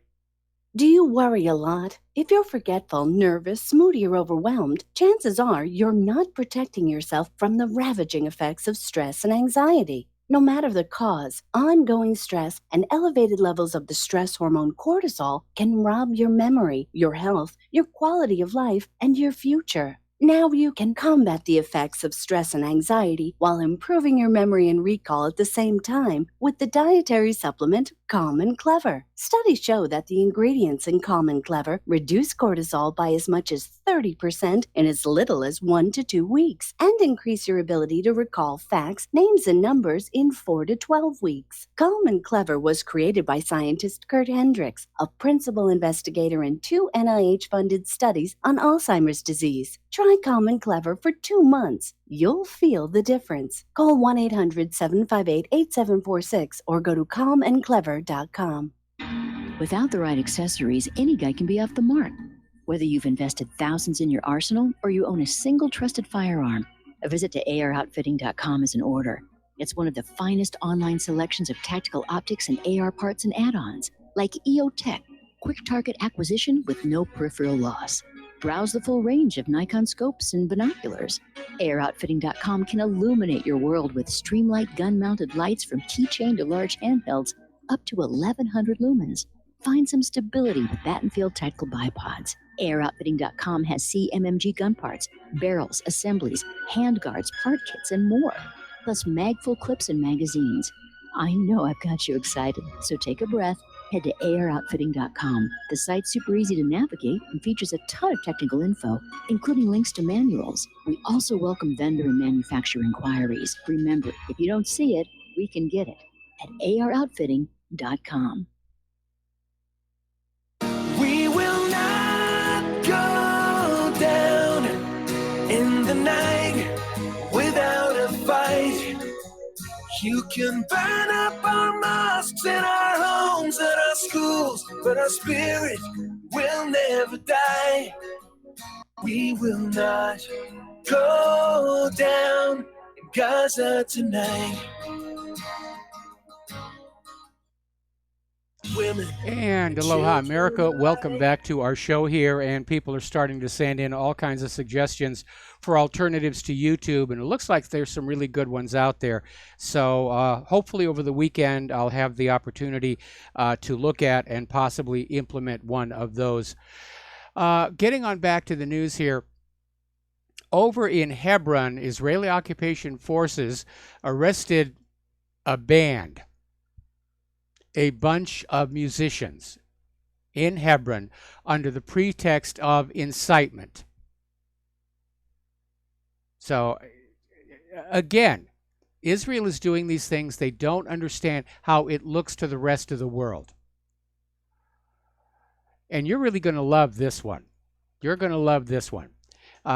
This came out of Middle East Monitor. Apparently, residents of the northern Israeli town Afula demonstrated against the sale of a house to a family of Palestinian citizens. This was coming out of Haaretz. And the protest was attended by Afula Mayor Avi Elkabetz and Deputy Mayor Shlomo Malihi saw 150 local residents with Israeli flags carrying signs condemning those who sold their home to Palestinians. One sign read, "Traitors against the Jews will get no rest." Now, the mayor of the town came on out defending this, saying, the residents of Afula don't want a mixed city, but rather a Jewish city, and it's their right. This is not racism. Well, of course, you moron, it's racism. That's exactly what it is. It's apartheid. Can you imagine what would happen if there was an all-white community here in the United States and one of the homeowners had to move and sold their home to a black family, and all of a sudden all the white families in the area were protesting in front of the black house? How do you think the American corporate media would treat it? they'd explode. They'd go crazy. They'd be calling back references to the KKK. Up in Germany, there is this music festival called the Ruhrtrail Festival. I think I pronounced that correct. And there is a band called Young Fathers. They're very good. They've won awards, but they're also supporters of Palestinian rights, and they have just been uninvited by this German music festival. And there are now calls for boycott against the music festival itself. All right, let's take another phone call. Laura in Michigan, aloha. Welcome to the show. What's on your mind? Hi, Mike. Well, first thing, I've heard people saying that they're listening to RBN on their telephones. I want to suggest to everybody, I bought a Wi-Fi radio that I can get RBN and all the channels on. And anybody that's got access to Wi-Fi can use the Wi-Fi radio. In fact, I liked it so much, I bought one for my bedroom. I really would suggest that to people. If they have access to Wi-Fi, they can use the Wi-Fi radio. I think even some truck drivers, when they pull in, they get access to Wi-Fi. I just want to give that suggestion out. Well, thank Number you. two, yeah, and number two, recently, last week, Putin had a town hall meeting with his Russian residents where they could ask him any questions. It's his 16th time that he's done that. This town hall lasted 4 hours and 20 minutes. See, the problem with Trump is he's not hearing from the citizens. He's listening to all the press and the people who surround him or whatever. He's not holding a town hall. Yeah, he goes, like this month he's going to Duluth, Minnesota, and he gives a speech, but nobody actually gets to talk to him and tell him how we feel. But he's not realizing it. And I know they say, well, there's that hotline. I don't know that he's even knows what's going on in that hotline or any cards that are sent in. Who knows? I've never heard him It's all respond and processed. say that It's all processed. I mean, the mail to the White House it doesn't even go to the White House. It goes to another building where it's checked for security threats. And then it's basically processed. People will look at the questions and they'll tally up how many people are talking about this, how many people are talking about that. And it's very rare that something is so unique and personal that it would be shown to Donald Trump himself. Email, similar thing. It's scanned electronically, and they just sort of takes statistics of what people are talking about. I know Trump posts to his Twitter feed an awful lot. I understand every once in a while he apparently is reading it because he will respond to some people. But the problem with being the leader of a country this size, you are cut off from your population. See, in a small town where everybody knows everybody, you know the mayor, even county-sized government, people know who the government is. But you start getting to state size and larger, and you start seeing that wall of disenfranchisement between the government and the ordinary people. They can't get through. They can't communicate. I just got to think of this, on the hotline. There's going to be lots of people calling in about no wars for Israel, and I don't hear any indication that he understands that how people feel. So I don't know. I look at Putin. He's got a big country. He's holding these big town halls and sitting there for 4 hours listening to his people. I'm tired of getting lectured by Donald Trump. His pretty little speeches. He's giving, and then everybody starts chanting, build a wall or whatever. Yep. Or Nobel Prize. That's all put up, I think. It very well might be. It very well might be. Somebody told his heart up what to say. People need to start thinking for themselves. Somebody needs to go into those rallies and say, no more wars for Israel. And I'm so sick of hearing about them talking about North Korea and the human rights abuses. Yep. My God. What about Israel? What about human rights abuses right here in the United States? Right. So anyway, the main thing I want to tell everybody, So a lot of people don't know about the Wi-Fi radio, and it's a wonderful thing. Yeah, I was just looking at them on eBay, and I don't know that it's something I would ever use. Of course, then I said that about the iWatch. But I think the Wi-Fi radio are for people who don't actually have a computer, or they don't want to turn their computer on for hour after hour listening to the radio. But they run about, what, $60, $80, something like that? I don't want to sit there all day. And these have wonderful speakers, and you can hear them throughout your house. I think on eBay, we just bought one for $42. Now I paid $100. I went directly to Crane and bought one. Okay. But you can get on eBay for about $42. All right. Well, thank you for that piece of information. And yeah, maybe we need to find ways to get our broadcast out there because we're having problems with the phone lines. We're having problems with the streaming server. I'm having problems with YouTube. It almost does feel like it's deliberate. Anyway, Laura, thank you very much for the call. Thank you very much for the information on the Wi-Fi radios. And we're going to let you go here. Getting on back to the political news here, Mike Pompeo is saying that the U.S. hopes for major North Korea disarmament by 2020. And apparently we're already seeing the goalposts being moved because they're no longer talking about just the atomic bombs, but they are now starting to make noises about the long-range ballistic missiles, which is exactly the same approach they took to Iran. They had a deal that stopped Iran from doing any nuclear work, and Trump pulls out of it because now he wants to go after the missiles.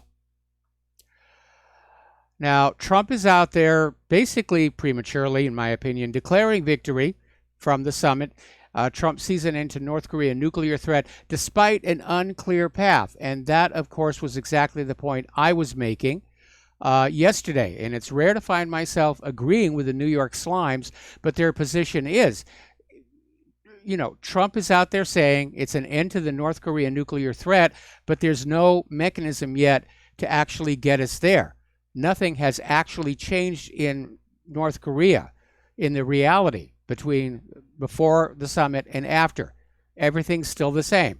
North Korea still has the missiles. North Korea still has at least components for nuclear weapons. It didn't really change. And Trump is just, he's going for the image here. And of course, as you know, he's now been nominated for a Nobel Peace Prize. And at least it looks like he did something to deserve it, unlike Barack Obama. Trump is out there saying that even though it's not part of the summit agreement with Kim Jong-un, he would like to get the U.S. military out of South Korea, basically saying that it is a lot of money to maintain these garrisons. And yes, it is a huge amount of money. And here's where Trump needs to really be watching what he says. This was from Oraz.com. Trump is claiming that parents of Korean War veterans begged him for help during the campaign.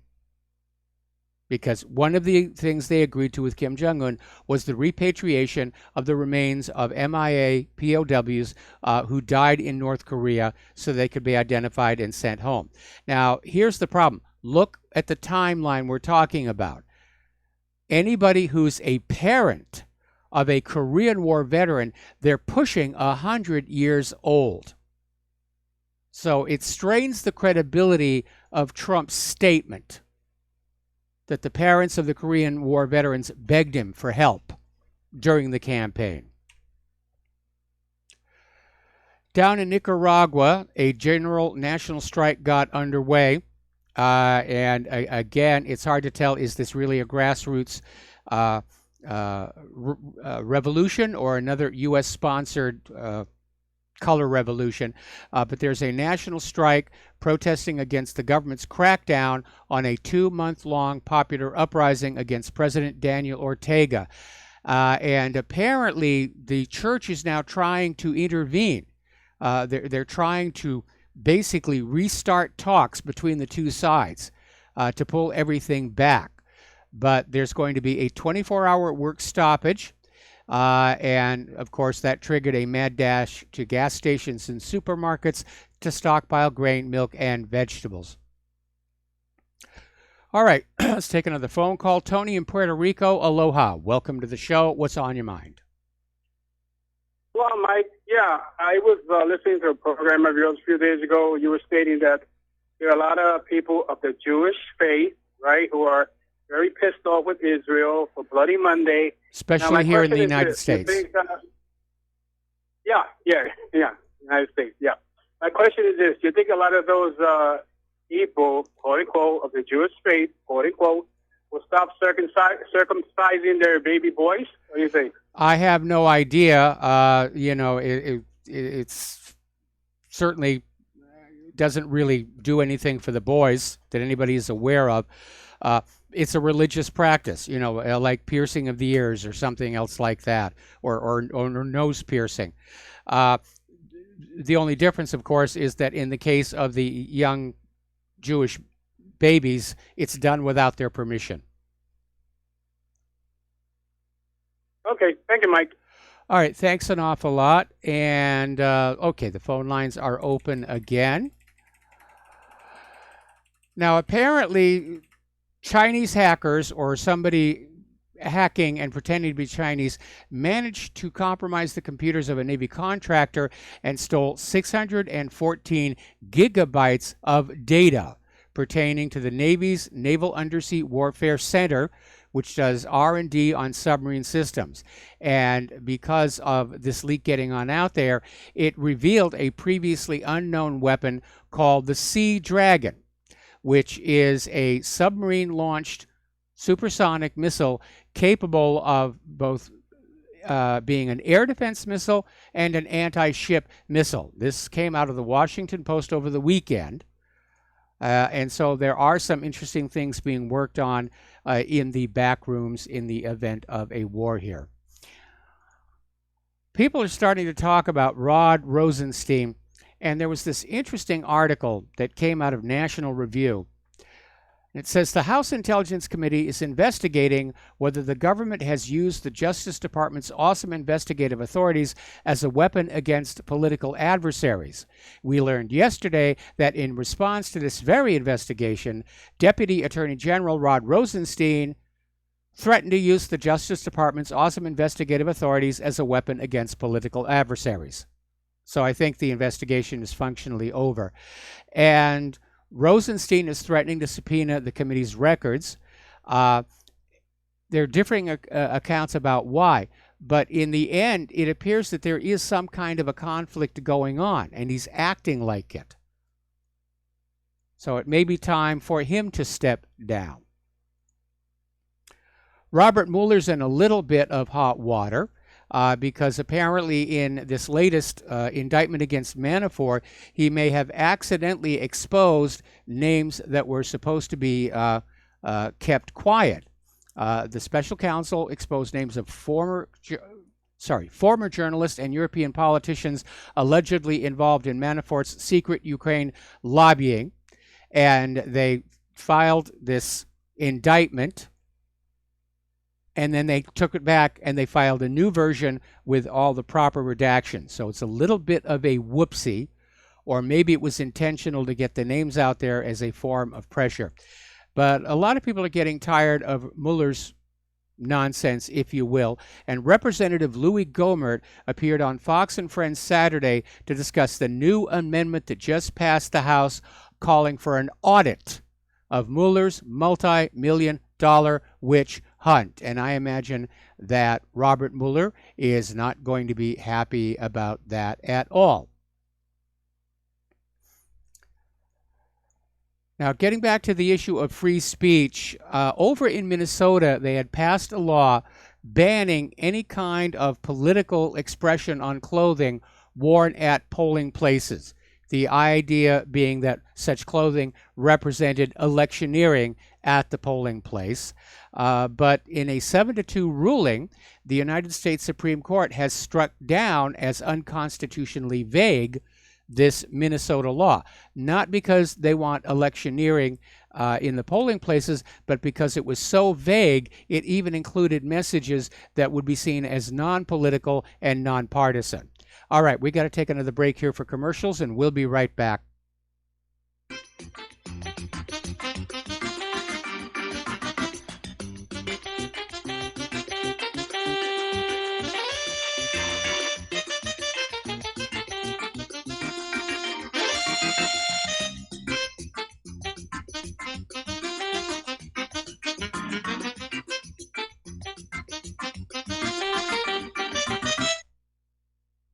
corporate media dominates the American opinion. Finding independent voices that counter this avalanche is becoming increasingly difficult. With the endless corruption running rampant throughout our government, independent voices are needed more than ever to battle the offensive against our freedoms and liberties. As a listener of RBN, no one understands this concept better than you.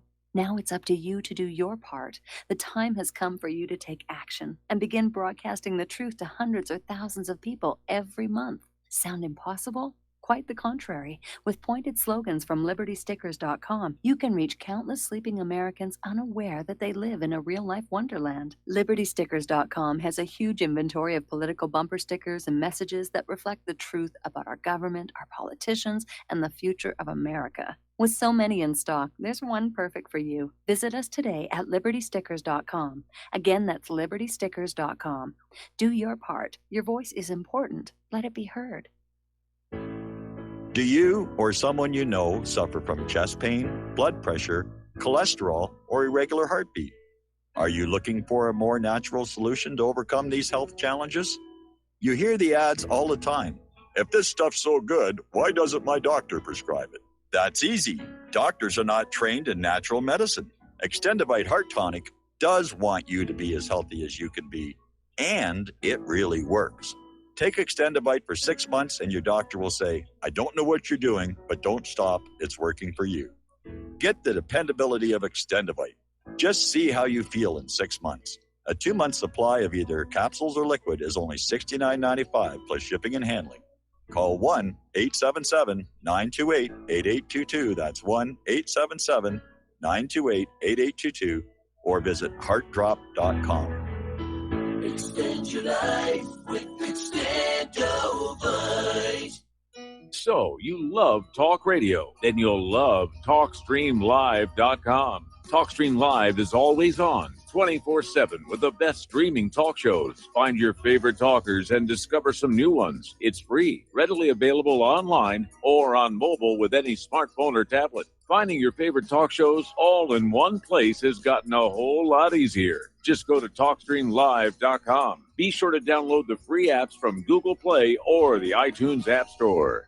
Do you or a loved one suffer migraine headaches? Listen to what scientist Kurt Hendricks has to say. If you are one of the millions of people who get migraines, you need to know about MiGrelief. Hi, I'm Kurt Hendricks, the scientist who created MiGrelief, the patented dietary supplement that addresses nutritional deficiencies in adults and children with migraines. Thousands of physicians and pharmacists recommend MiGrelief. Call 800-MIG-7354 or visit MIG911.com.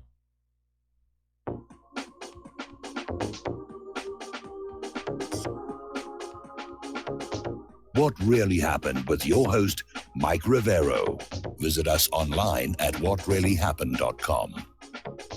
Here is your host, Michael Rivero. And aloha, America. Welcome back to our show here, coming up on the top of the hour.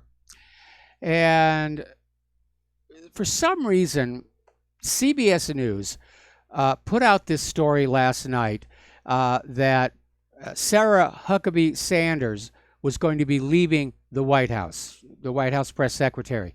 And apparently CBS News was quoting White House sources saying that both Sanders and Principal Deputy Press Secretary Raj Shah were expected to depart the administration by the end of the year. And Sanders came on back and said, no, she is not leaving. And CBS could have called her rather than rely on people who are second or third removed. Donald Trump just tweeted out that America's biggest enemy is fake news, and he certainly is right about that.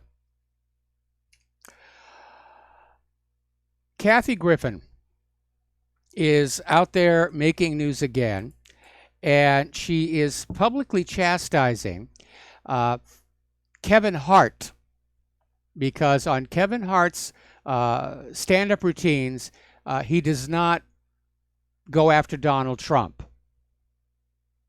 He just does his comedy. He doesn't do like Kathy Griffin did or like Robert De Niro did. He just does his show, and he's very successful. His shows are sellout. But Kathy Griffin decided to basically come on and chastise him and saying, you know, you should do that, avoiding Donald Trump. That's a blank move because you're a black man. So it was racist, it was obscene, it was profane.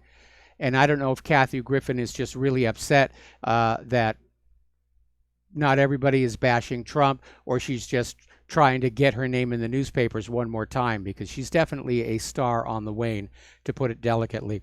But I'll tell you what's really going on. I think people are just getting sick and tired of being told they're about to watch a comedy presentation that turns out to be a whining screed about Donald Trump in particular and conservatism in general. And we're starting to see a major pushback against liberalism. And I think this is part of it. People want to go back to being entertained, not proselytized for whatever those tickets cost here. Trump is expected to slap China with tens of billions of dollars in tariffs as early as tomorrow, this according to the Wall Street Journal.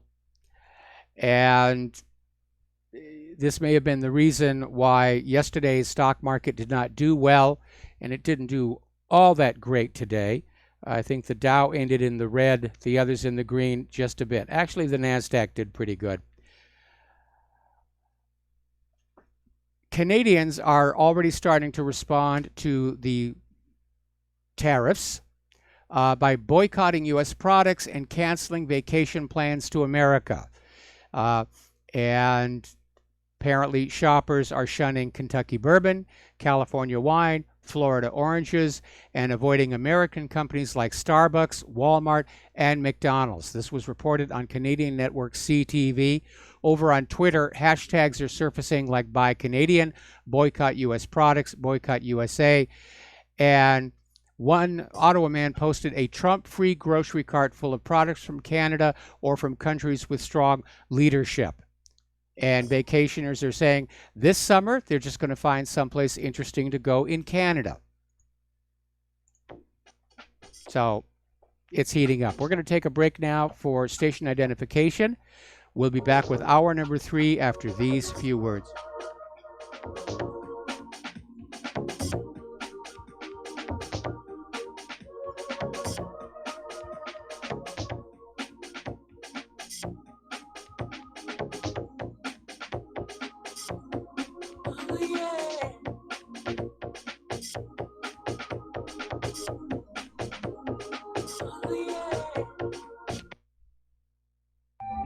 Did you know that neither the American Medical Association nor the American Bar Association were established to benefit the American people? Have you recognized that in our country, healthcare has little to do with health, and that our court system has nothing to do with justice? The priests of both medicine and law have been incentivized to implement a dark agenda on behalf of the Bilderbergers and their ilk. To protect ourselves and our progeny, we need to take a much closer look at how these two giant industries really work. Join me, Al Whitney, on In Defense of Humanity, Saturdays at 7 p.m. Central, as we expose the matrix and learn how not to consent to our own destruction. You're listening to Republic Broadcasting Network, because you can handle the truth.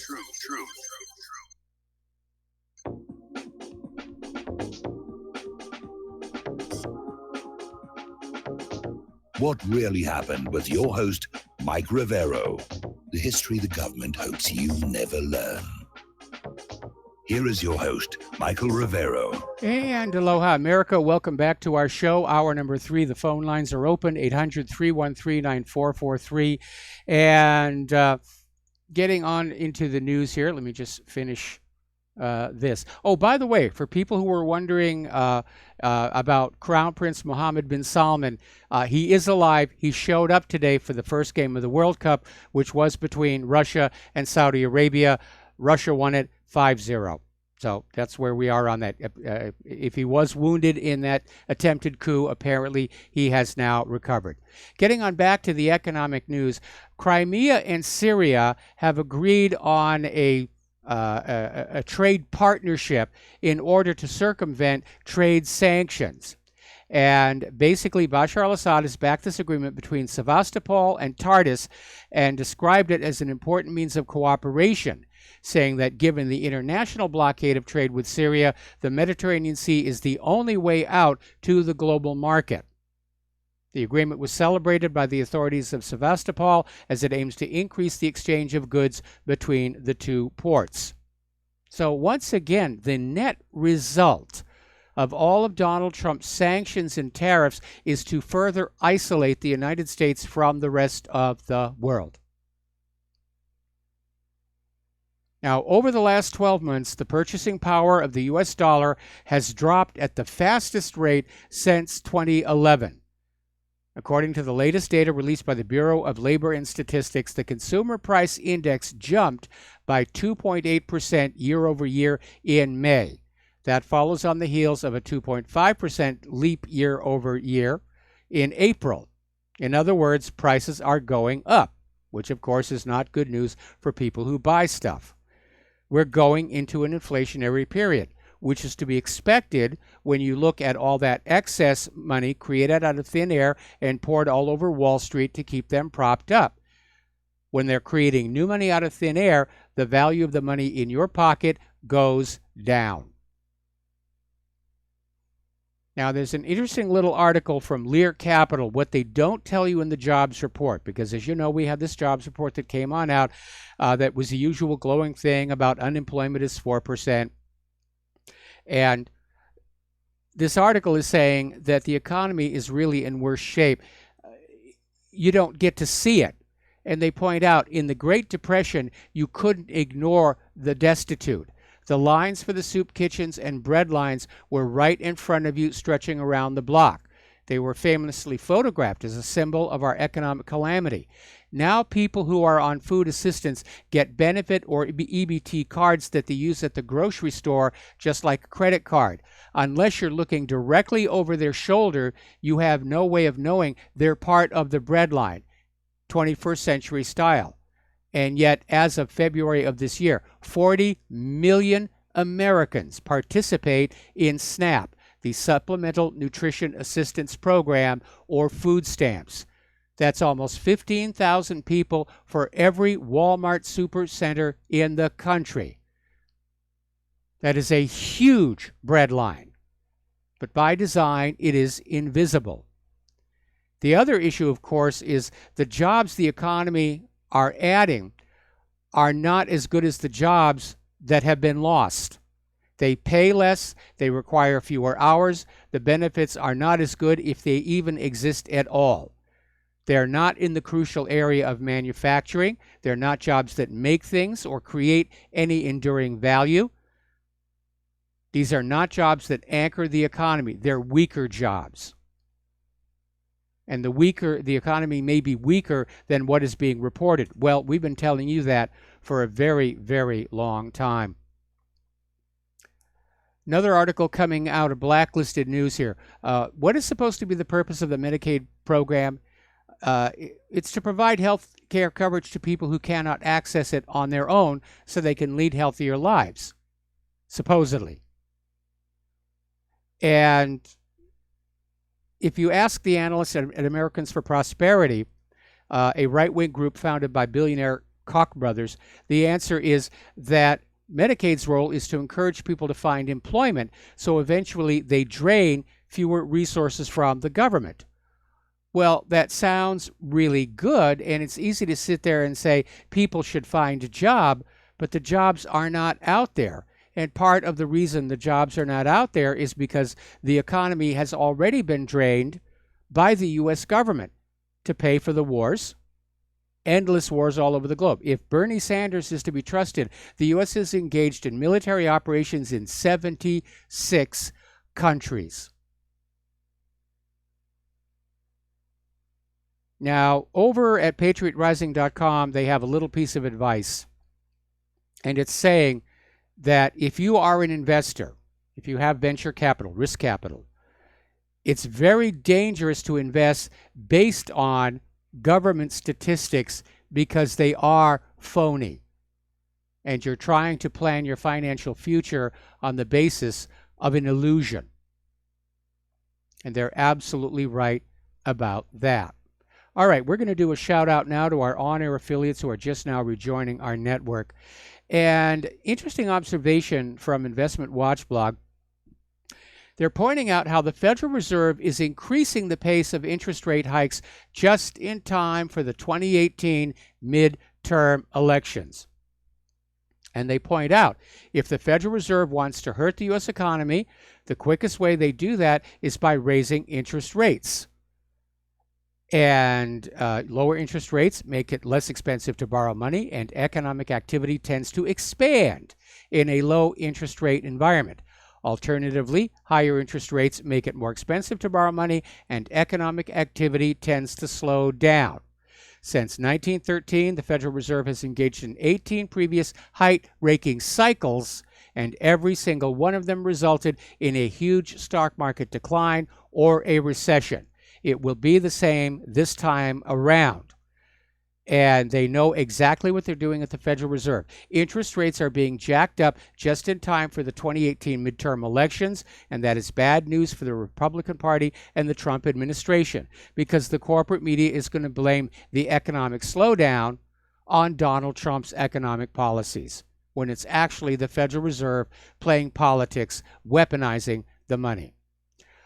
Russia and Belarus have ditched the U.S. dollar in favor of their own national currencies. The de-dollarization of the world is continuing apace. And frankly, if the world wants to avoid a global war to force them back onto the U.S. dollar, then they should all drop the U.S. dollar right now at the same time and just get it over with. Meanwhile, pardon me, over at the Shanghai Cooperation Organization, the heads of the member states met to consider the implementation of the results of the 2017 Astana Summit and priorities for further SEO development in the context of current processes in world politics and economy. The important part here is these people are getting together focused on cooperation and working things out rather than this body slamming of any country to do what the U.S. wants it to do. That really is the better way to go here. Story coming on out of Zero Hedge. I would recommend you panic. The peso is being pounded, the lira lashed, and rand routed as the EM crashes. And basically they're saying that the European currencies took a major hit against the U.S. dollar index. Remember last year when Bitcoin was soaring? And everybody was saying, oh, you got to get in, you got to get in, you got to get in. But apparently, according to University of Texas finance professor John Griffin, who's been studying this, the record growth in Bitcoin last year was actually a coordinated market manipulation. Now, Griffin has 10 years' experience in detecting financial fraud. He examined millions of transactions on cryptocurrency exchange Bitfinex.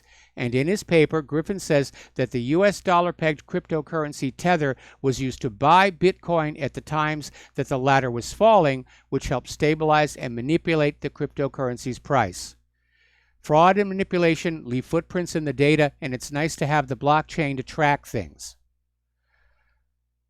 So Bitcoin, on top of all that, there's the cost of the so-called Bitcoin mining.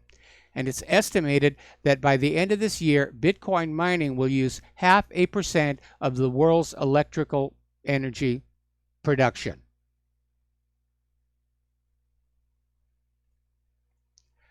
Following the lead by McDonald's, Shake Shack is launching order kiosks to eliminate minimum wage workers. And they're saying that this is all in response to the workers who fight for 15. And so Shake Shack has become the latest fast food purveyor to launch order kiosks, which will help it minimize its largest profit and loss headwind, which is people. And The kiosks are cashless. You have to use your plastic card. And basically, there's another way to look at that. Okay? They're making you do the work of placing the order instead of going up to a human and saying, I want this, that, and whatever. They're making you tap it into the computer. I refuse to use those because, frankly, if I wanted to work at a fast food restaurant, I would be at a fast food restaurant. And two, I am still convinced that this rush to automation is going to accelerate the collapse of the consumer economy by putting more and more people out of work. So I just won't use them. I will not use them. Up in Seattle, remember the firestorm of controversy that was started a few weeks ago when they voted to approve a head tax on employees of large corporations in order to have funds to try and deal with Seattle's homeless situation. And the big companies in Seattle like Starbucks and Amazon started saying, well, we're just going to leave. We're going to leave for greener pastures, thereby displaying their humanity for their fellow man. But apparently the threats worked because now the Seattle Council has just repealed that new business head tax just weeks after they approved it. Over in Hungary, Viktor Orban is out there saying that Central Europe is in a period of great creation. We stand on the verge of a true Central European renaissance. And I think what he is describing is that they want to regain their European identity from this mishmash that has been created by the open borders people. And it looks like apparently Slovakia is going to be helping Hungary with border protection, along with Bratislava. And they're starting to merge gas pipelines and electric grids as well. Over in Austria, the police and army are staging war games at the border to deter the next horde of an estimated 80,000 migrants. This is spreading all across Europe. They want no more of these migrants, no more of this open border situation. And of course, Soros and his open border people are out there saying, you're being racist, you're being racist. No, we're not being racist. Illegal is not a race. But UKIP's leader, Gerard, is out there saying, this is not immigration, this is invasion. And it's bringing us to the edge of a potential rebellion. And he's absolutely right, because immigration has controls. Immigration has requirements. Immigration has limits. Europe is being outright invaded. U.S. sanctuary cities and states are being outright invaded. The hordes just pour over the border without any restriction or control. That is an invasion.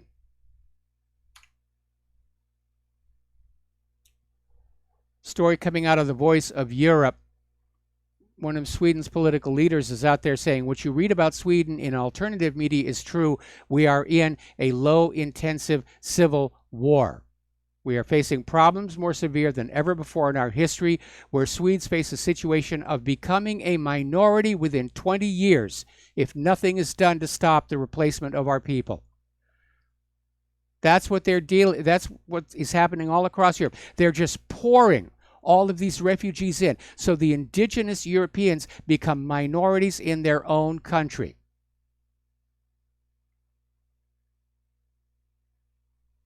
Apparently, Poland is getting ready to have a referendum, which, among other things, will include whether they continue as a member of the European Union, reestablishment of their Christian heritage, and basically they want their constitution revised to support the traditional family values and their 1,000-year-old Christian heritage.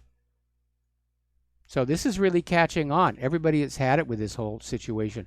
Over in Belgium, the editor-in-chief of the Belgian edition of the women's magazine Marie Claire, Anouk van Gestel, and another Belgian journalist are on trial accused of aiding migrants to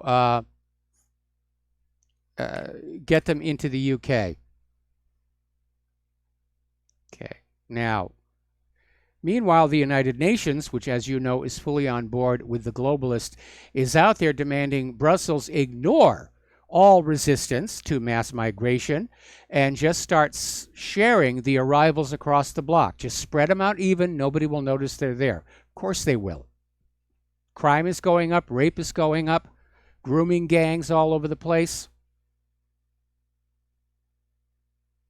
Now, the United Nations has condemned Italy's decision to close its ports to a boat of 629 migrants. The boat is now apparently on its way to Spain. But yes, as a matter of fact, Italy does have a point. If you let the boat in with 600 migrants today, tomorrow there's going to be another boat with 600 migrants, and tomorrow another boat, and after that another boat, and after that another boat.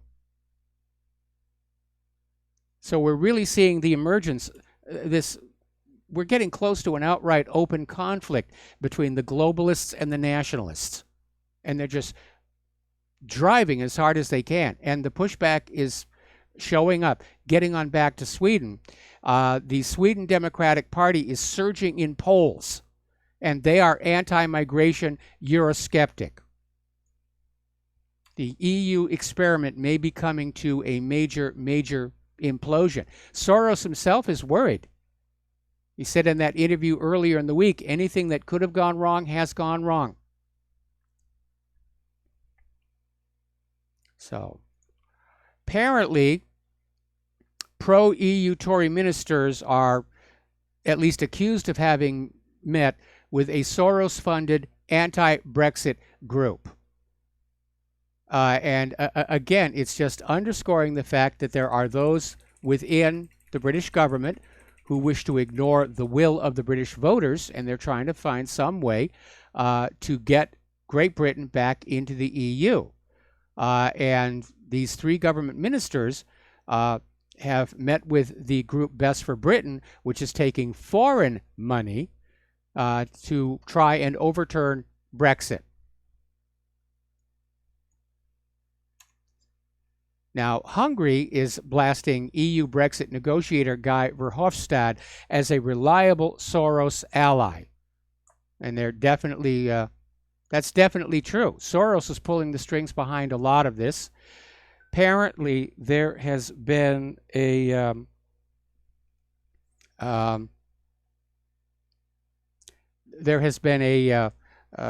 leak of emails from within Soros' organization released by DC Leaks showing the machinations, manipulations, and long reach of Soros. And apparently it's come on out that Soros' network across the EU is quite large. In fact, Soros' friends, and many of them are financially supported by Soros, have more than 1/3 of all the seats in the European Union Parliament. Soros is trying to buy himself a one-world government.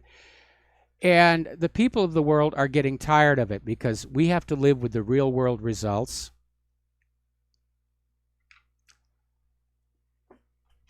And just give me 2 seconds here. I got to get ready for something. Very, very, very busy. All right, there we are. Oh, and I got to take a break for commercials. We'll be right back.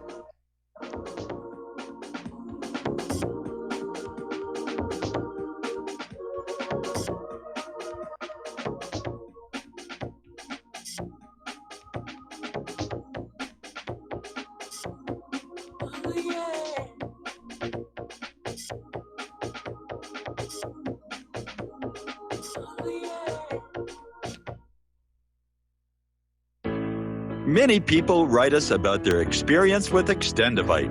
Allow me to read you one from Amazon.com. I just wanted you to know I saw my doctor and I laughed because he said, "I don't know what you're doing, but keep doing it." I have been taking Extendivite.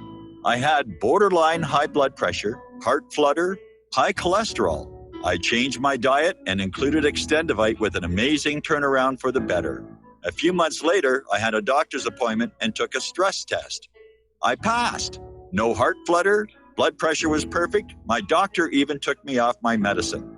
I thank you truly from the bottom of my heart. This stuff works, and I'm so grateful for Extendivite. Thank you, Justin G. Tell us your story. Get Extendivite today. Call 1-877-928-8822 or visit heartdrop.com. Extend your life with Extendivite. Folks, we're living in a world the likes of which we've never perceived any clearer than we do now.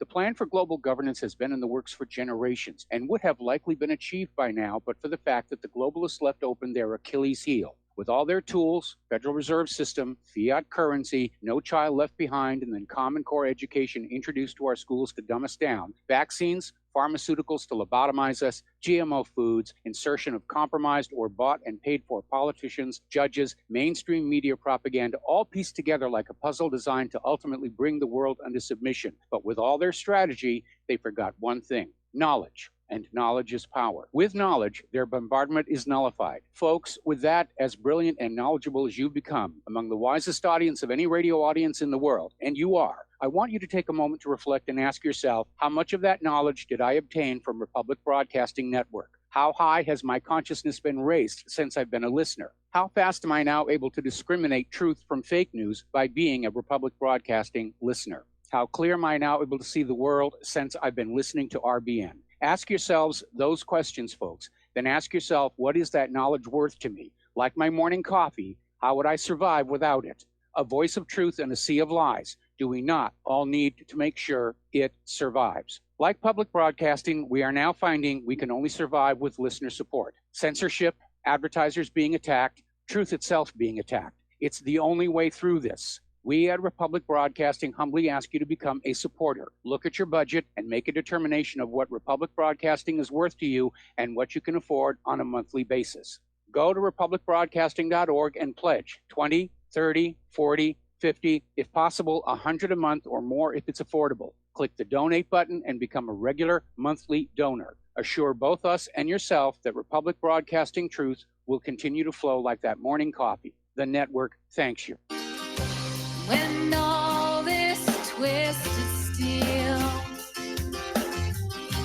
was swept away, did these remaining holes reveal what's really happened? And aloha, America. Welcome back to our show here. Here in the United States, we're talking about immigration issues here. Apparently, according to this story, Paul Ryan and rhinos in Congress are preparing to vote on amnesty for over 6 million illegals in order to flip several states permanently blue. There's only one problem with that. Just because they have amnesty does not make them U.S. citizens and does not allow them to vote. And I'll tell you right now, if Donald Trump is seriously thinking about running again in 2020, we need a national voter ID law right now. Because we can't allow refugees or immigrants to come on in and vote themselves our country. Just think about that story that we just did about Sweden, where they're saying the Swedes will be a minority in their own country in just 20 years. Over in Germany, their foreign minister Maas is out there saying that a Europe united can counter America first. And once again, we're seeing the indications that what this is really all about are the globalists against the nationalists. And this Maas is obviously with the globalists, a one world government. We're going to just push it all together. And I've come to realize that even though Donald Trump is giving the deep state pretty much everything they want in terms of the wars and so forth, the reason they are still trying to get rid of him is he is a big roadblock on their efforts to create the one world government. And I think that's the reason they're still trying to find some way to get rid of him, with the hoax about Russia collusion and the rest of it. And I'm opposed to globalism, and I've explained that many times before. For a wide variety of reasons. First of all, as we have seen in our own time, the larger a government gets, the more oppressive a government gets. A single government governing the entire planet would be the most oppressive tyranny in all of history. The second reason I'm opposed to globalism is because there are no alternatives. There's no more social evolution. It'll just stop there, and that will be it. That will be the height of human civilization until the sun swallows this planet. I think humanity is best served by a planet with 1,000 little tiny nations all over it, none of them large enough to be a threat to any of the others, all of them self-sufficient, trading across borders, tourism across borders, and taking care of their own business, each with their unique cultural identity. I think that's what serves human civilization first. But throughout history, every once in a while, you get somebody who says, I want to rule the entire world. For example, Alexander the Great, who got awfully darn close, except he didn't know what was out there further to the east. Over in Britain, there is this entrepreneur, Kazi Shafarak Rahman. He came to Britain from Bangladesh in 1997. He's become quite wealthy, importing perfumes, and he's launching his own airline that will be Sharia compliant. And he's describing himself as the halal Richard Branson. And his airline will serve no alcohol. It will have Islamic in-flight meals and a strict cabin crew dress code. Now, it may work when you consider how many Muslims have been brought to Great Britain and Europe by George Soros. But it's another reason to understand that this open borders thing is distorting our culture, our society, our economy. We're losing ourselves in this. And I think that is definitely the intention here. A little while ago, we reported on the story of this FBI agent, Chase Bishop, was DC-based special agent, was visiting Denver for training earlier this month, and he was at the Mile High Spirits in the city's Lodo area.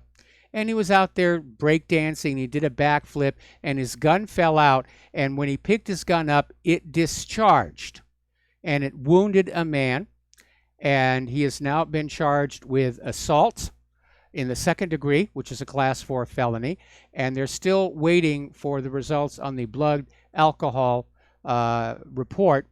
And if he was under intoxication of some kind, he may get additional charges against him. But I guess the B in FBI stands for black eye. Now, as you know, there have been a lot of rallies for Tommy Robinson and a great deal of concern expressed for his well-being now that he's been moved to a maximum security prison with a 71% Muslim population. Basically, he was jailed for contempt of court for breaching court reporting laws by live streaming a trial of a grooming gang, who were, by the way, found guilty. But in order to discredit Tommy Robinson supporters, somebody took a photo of the Liverpool Football Club's homecoming parade in 2005 and posted that as the Tommy Robinson rally in London. A little bit of a dirty trick there. We'll be right back after these commercials.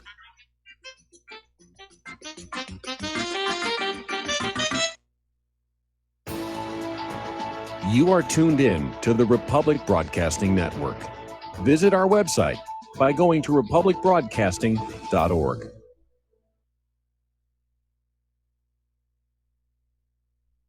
I'm getting older and noticing that my body just doesn't work as well as it used to. So I like to keep fit as possible by hitting the gym a few times a week. Recently, I started having a nagging bicep pain, and it got so bad I couldn't even lift the weights. When I was complaining about it to a friend, he told me about Angioprim. He said chelation helps remove toxins. heavy metals, and cholesterol in veins and arteries that may cause blockages. You know, after just 1 week of taking Angioprim, the pain was gone, and now I'm back in the gym full strength. Scientific research proves the active ingredient in Angioprim has superior oral chelation action that helps promote cardiovascular health. So to learn more, go to angioprim.com. That's ANGIOPRIM.com, or talk to a trained consultant. Call Angioprim toll free at 877-882-7221. You'll feel better with more energy. Call 877-882-7221 or go to the website angioprim.com. Tired of being lied to by mass media? It's growing more and more apparent today that news is received less and less through standard media outlets. Even with a growing audience every day, RBN is beginning to direct more efforts into social media. Social media and the use of the internet is fast becoming the primary source of people for news, regardless of demographic. RBN has set out to provide some of the best news on the internet through republicbroadcasting.org, and also has begun to use the tools to our advantage by way of social media. Republic Broadcasting is now operating a Facebook page to function as yet another avenue to have our collective voice reach new audiences across not only America, but across the globe as well. The Facebook page features not only news, but also an RBN player to listen to our broadcast. Get involved by visiting facebook.com/Republic Broadcasting and liking our page and share it with your friends and family, because you can handle the truth. Extendivite really works. Just listen to what some people have to say. About 6 months ago, my wife bought Extendivite. She didn't tell me she was giving it to me. So after about 3 days, I said, maybe the weather's changed or something. I said, my legs feel really good. And she goes, well, I've been giving you this stuff, and it was the Extendivite. And you know that I'm about 75% better. I can actually climb stairs now, and I can get up out of chairs. I can even get down, and I got to work under a table or a computer table and work on a computer. I can actually get back up off the floor. You know what? It's an amazing product. I can't believe I didn't think anything short of having surgery was going to help. Extendivite is only $69.95 for a 2-month supply of either capsules or liquid. Call now. That's 1-877-928-8822 or visit heartdrop.com. Extend your life with Extendovite. We the people, in order to form a more perfect union, establish justice, ensure domestic tranquility, provide for the common defense, promote the general welfare, and secure the blessings of liberty to ourselves. And aloha, America. Welcome back to the show here. And I'm looking at the story where apparently Trey Gowdy was rather surprised to find out that Inspector General Horowitz, in compiling this 500-page report, requested an interview with Hillary Clinton, and Hillary Clinton declined. So this, I think, underscores a point I made earlier in the show. The sum total of this IG report is that the investigation into Hillary Clinton's private email server was handled improperly. So let's reset and have a proper investigation into the email server. It's overdue. It's overdue. Let's get Larry Klayman up here to do it.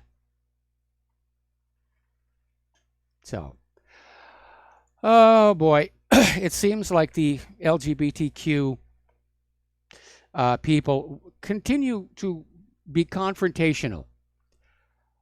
They've gone beyond simply saying you must accept us, and we said, well, we accept you here. Now they're being confrontational. They want to basically push into your space and say, you have to deal with us as we are.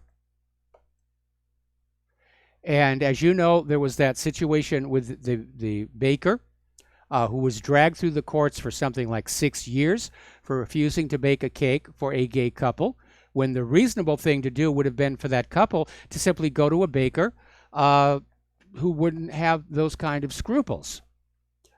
Well, apparently there's been another situation where there's a company called Brush and Nib and it's owned by Joanna Duca and Brianna Koski. It's a calligraphy printing shop, and they were asked to produce wedding invitations for a gay couple, and they said, no, we prefer not to because of our Christian faith. And again, the reasonable thing to do would have been for the couple involved to simply find another printing shop. But they didn't do that. They took brush and nib to court, and apparently the judge has said that for every day the brush and nib refuse to make the invitations, they'll be fined $2,500 and subject to 6 months in jail. Additionally, the business owners cannot explain to potential customers or to the public why they were choosing not to create the invitations for a wedding that violates their religious beliefs. And once again, we're seeing these liberals who claim to be just worried about the rights of certain people trampling on the rights of everybody else. They don't want equal rights for all. They want special treatment for themselves.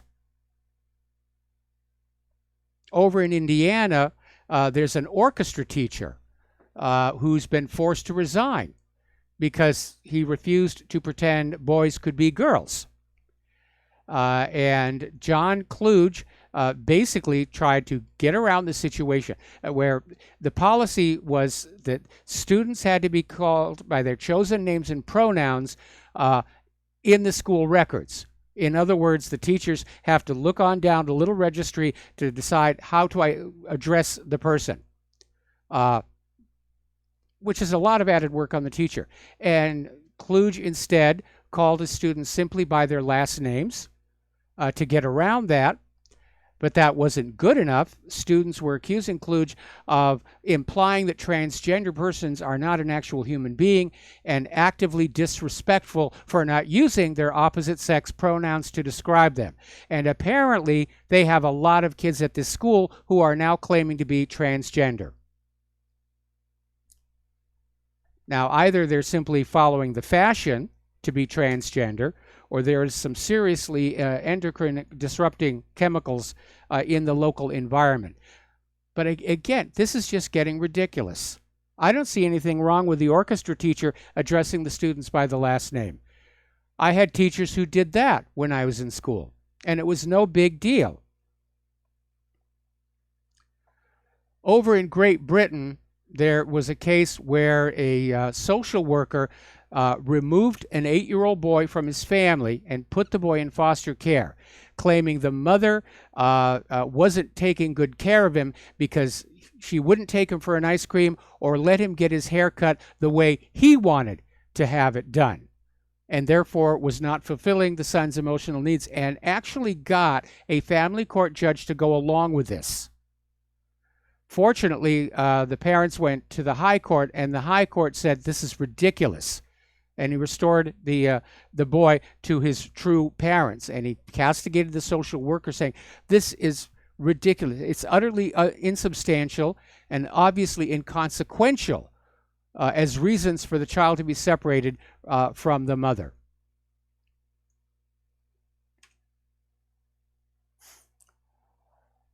Levy Tillerman, who's the grandson of the late Congressman Tom Lantos, who also wants to impeach Trump for aiding white supremacists in treason, is out there saying it's time to address toxic masculinity.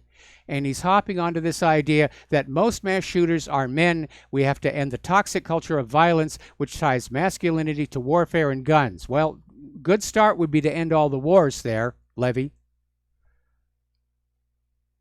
He's also calling for no guns or ammo for anyone on the no-fly list, ignoring the fact that most of the people on the no-fly list really ought not to be there. They haven't committed any crimes. They're just put on the list because somebody in TSA didn't like them. All right, let's take a phone call here. Rhonda in Missouri. Aloha. Welcome to the show. What's on your mind? Yeah, hi, Mike. You were talking about the couple that was trying to get somebody to do the invitations. Yes. And I think it's to annoy people that don't agree with the lifestyle. However, what would keep I would try and beat them at their own game, and just say okay, and then send out the invitations to somebody that will do them. Just transfer it over and not make any money on it. Well, that might be one way to do it, but when I was younger, all businesses had the right to refuse service to anybody arbitrarily. In fact, usually in businesses, you'd see that framed on the wall. We reserve the right to refuse service to anybody. You can still see it today here, but the LGBTQ community is apparently no longer satisfied with us accepting them as they go about their lives. Now they're trying to intrude into places like the bakery and like the calligraphy shop, and just demand you do for us what we want you to do, even though your religion is against it. And that's going to backflash on them, because instead of us all getting along together peacefully, it's getting confrontational, it's getting combative, and that will backflash on them. Rather than get tied up in the court system and give the legal system more money than they should be getting, they could just say, fine, and then have somebody else do it, knowing that they didn't do it, not making a dime on it, and then just say, come back in a week or something and pick up your invitations. And they didn't have a hand in it. They didn't make any money. But, it's kind of overt, but in the same way. Yeah, but at the same time, how did they know they were going to get sued? It's their business, their place of business. They have their religious beliefs, and they have a right to refuse service. They had no idea there was going to be a lawsuit on the other side of it. Well, that's the whole new thing. Because the people of the cake. Well, the baker finally won his case. The Supreme Court came on down and said that his rights and freedom of religion had to be respected as well. Yeah, I guess so. But in the same way, if you don't want the hassle, you could just. I mean, I see your point. I totally would just say I can't do it. I'm sorry. Yeah, but here's the problem. Here's the problem. These LGBTQ couples, they're creating the hassle. They're going on out. They're targeting these shops to go on in and make a big stink so they can play the victim. Oh, I'm being discriminated against. They won't make my cake. They won't make my invitations. Playing the victim card again. And it's really not going to work, because the real victims here are that baker who lost his business in 6 years of legal proceedings, and these calligraphers who are just trying to live their lives and do their business. They're the real victims here. Right. Okay. Well, I just thought if somebody didn't want to get tied up in that. But, you just had a point. You said calligraphers, so, maybe there's no other calligrapher invitation people around so that they could have farmed it out too. Either way, I don't know. But, yeah, that's a good point. All right, thank you for taking my call. All right, thanks an awful lot. Phone lines are open, 800-313-9443. And, again, we're seeing that liberal double standard situation because these are the same people who are saying it's okay for Facebook and Google and YouTube and Twitter to not carry conservative traffic because it goes against the beliefs of the owners of social media. Then they turn around and say, you will bake that cake or you will print those invitations because, by golly, we have rights and you don't.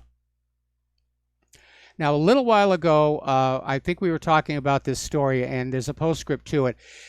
Gentleman named Lawrence McKinney spent 31 years in prison for a crime he did not commit. And he was cleared of the charges in 2008 after DNA evidence was tested. This came out of the Innocence Project, which is a group that tries to help people who genuinely have been wrongfully imprisoned by our broken justice system. Despite the charges being dropped in 2008, it took another year for the government to agree to release him. And they basically sent him on out into a world he didn't know, but they didn't let him leave empty-handed. They gave him $75. That was it. They took him, they wrongfully imprisoned him, they kept him in prison for the most productive years of his life. They let him on out, gave him $75. Fortunately, a lot of people had come to his aid. and they got together enough money to bring a lawsuit, and it was an uphill battle, but eventually, a decade after he was cleared, McKinney received the maximum amount allowed by the state of Tennessee, which is $1 million. Now, CNN said he finally got justice. Well, not really when you look at it, because $1 million might sound like a lot of money, but it works out to just over $32,000 per year he spent in prison. If you look at the time between his conviction and his final justice, the $1 million award, it comes out to $25,000 per year. And all those prosecutors and judge who mistakenly threw this guy in prison, what happens to them? Well, I imagine by now they're all retired. What can I tell you? As I mentioned before, the World Cup has started. The first game has been played. Crown Prince Mohammed bin Salman was seen in the stands. Russia won it 5-0. And again, we're seeing this propaganda against the World Cup. It's a replay of what they did at the Olympics at Sochi. Now, Robbie Williams is out there saying that his chance to go to the World Cup is a boyhood dream, and he's invited football and music fans to party with us in Russia for an unforgettable show. But to the most seasoned Russian haters in Great Britain, they're out there saying that Robbie Williams is selling his soul to Putin. He's selling his soul. It's a bet. They just will not let it go. They will not let it go. And I don't think they understand how incredibly petty they are looking to the rest of the world. You can almost feel the rest of the world just taking a huge sigh at all the Russia bashing and saying, it's really gone on way too long. It's past its X date. It needs to go in the trash masher here. As you know, yesterday a judge ruled that the AT&T Time Warner merger can move forward, and a lot of people are saying that this is going to be a disaster, especially combined with the repeal of net neutrality. And according to Jeff Cohen at Roots Action Org and FAIR, this is not anti-competitive. It's creating a monopoly. And every time there is a monopoly, prices go up, quality of service goes down. That's why there used to be laws against monopolies in this country to protect the consumer from corporate abuses and high prices. But those days are long gone. Comcast is saying it's ending its practice of slowing traffic for heavy internet users for now, but reserves the right to do it again. Feels to me like little more than a PR stunt here. Now, as you know, Bill Clinton is out there making a tour for his book. It's a work of fiction that he co-authored with somebody, Patterson, who's actually a very prolific writer. And, of course, he's being asked a lot of embarrassing questions at all of these book stops because he's no longer the president. He's just another guy. Interestingly enough, even as Bill Clinton is out there trying to get his book sold, PJ Media is reporting that the Kindle version of Juanita Broaddrick's book, You Better Put Some Ice on That, How I Survived Being Raped by Bill Clinton, has been removed from the online retail giant Amazon. Now, it's been up there for years, and it's been selling just fine, but Amazon is now saying there appears to be some kind of a formatting error that forced them to take it down. I mean, the book has been selling, I'm sorry, not years, 5 months of problem-free sales. And Juanita Broaddrick used the Amazon-supplied formatter for the book. But for some reason, Amazon has decided to take it down. And that's another problem with monopolies, especially media monopolies, but apparently now just with shopping monopolies. They start controlling what you see, hear, and read. We don't want you to know that Bill Clinton really did rape this woman. Over at YouTube, they've had a bit of a major goof. As you know, there are a lot of videos on YouTube that are aimed at children. And that's a good thing. There's a lot of good videos out there. Unfortunately, some of them are being shown with trailers for adult horror movies that are just traumatizing the kids. Apparently, YouTube does not have a mechanism for making sure that ads shown on videos are age appropriate. And that is a major, major oversight. We'll be back after these few words with the last segment of today's show.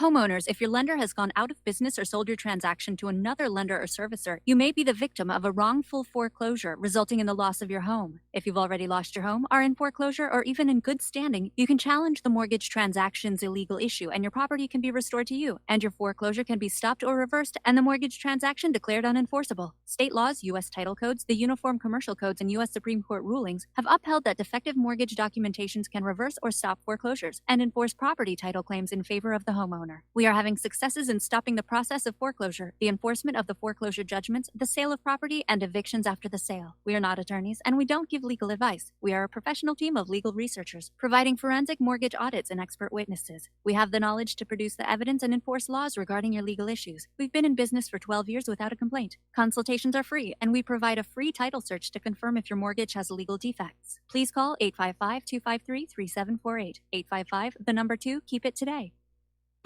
Without the right accessories, any guy can be off the mark.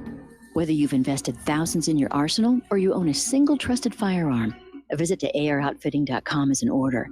It's one of the finest online selections of tactical optics and AR parts and add-ons, like EOTech, quick target acquisition with no peripheral loss.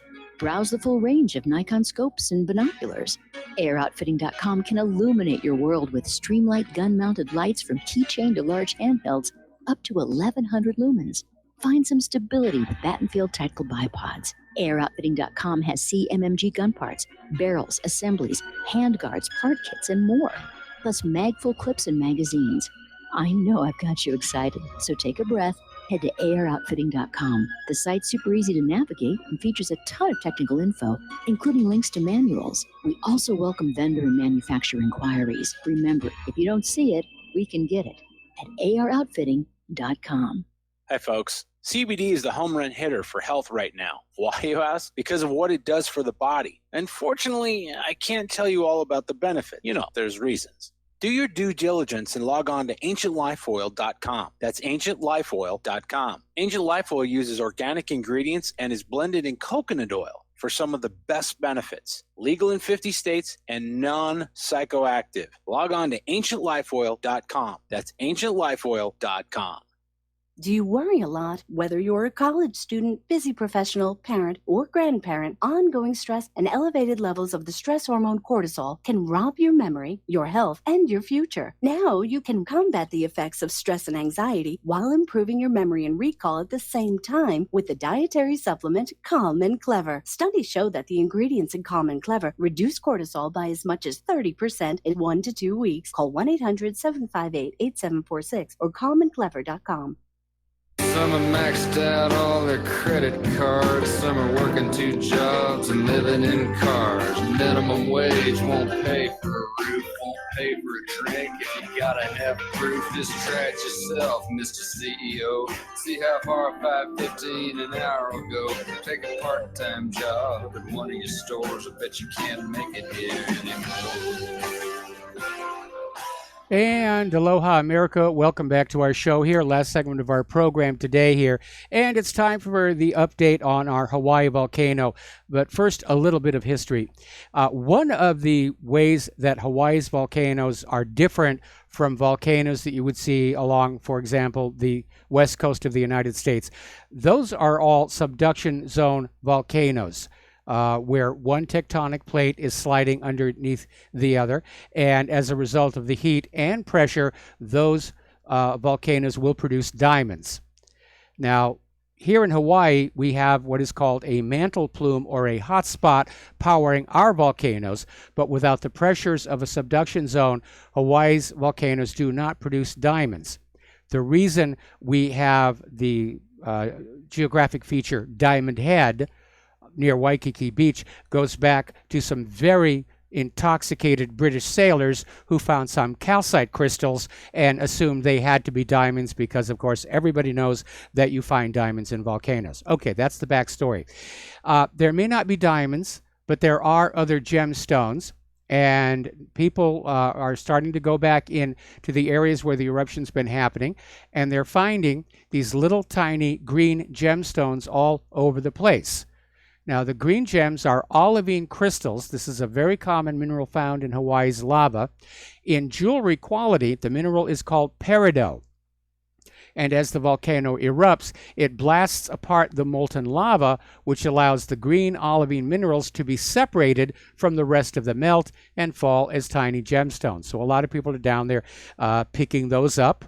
A little bit of a souvenir. But again, you have to be careful. A lot of that stuff, it is basically glass. No matter what it looks like with the black, it's vitrified material. It's glass. It can cut you, and especially the very tiny particles and the Pelly's hair can be very detrimental to your eyes. All right, let's see. We're going to take one more phone call. Mateus in Canada. Aloha. Welcome to the show. What's on your mind? Well, I consider my volcano education to be increased just now. Okay. Yeah, I'm sorry to hear you got so many problems. I'm sorry to hear you have so many problems erupting all over the place there still. But hey, I wanted to make fun of Sweden, complain about violence on TV, and tell a gardening joke. So, starting with Sweden, you mentioned yesterday that it's outlawed to report the ethnicity of a rapist. Yes. In Sweden, remember that? Yep. Well, aren't feminists supposed to be against giving aid and comfort to rapists? Forgive me, it's totally insane. Well, remember, liberalism doesn't have to make sense. It just has to sound good on the 6 o'clock news.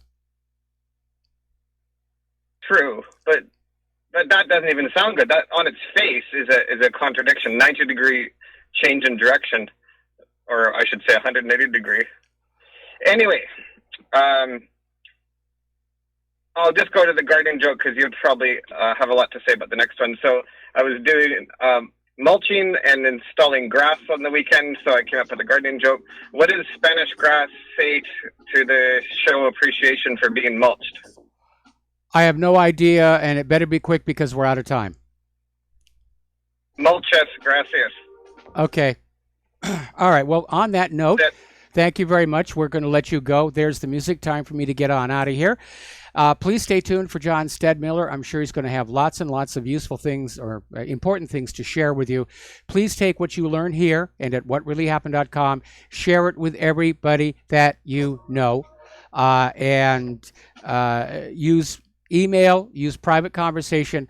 So the big social media companies, they're totally compromised. They're totally filtered. They're trying to find a way to silence us without it becoming a First Amendment issue. Please support RBN. Please support whatreallyhappened.com. We'll be back tomorrow. Aloha, America.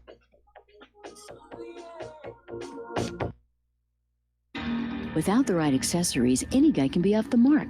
Whether you've invested thousands in your arsenal or you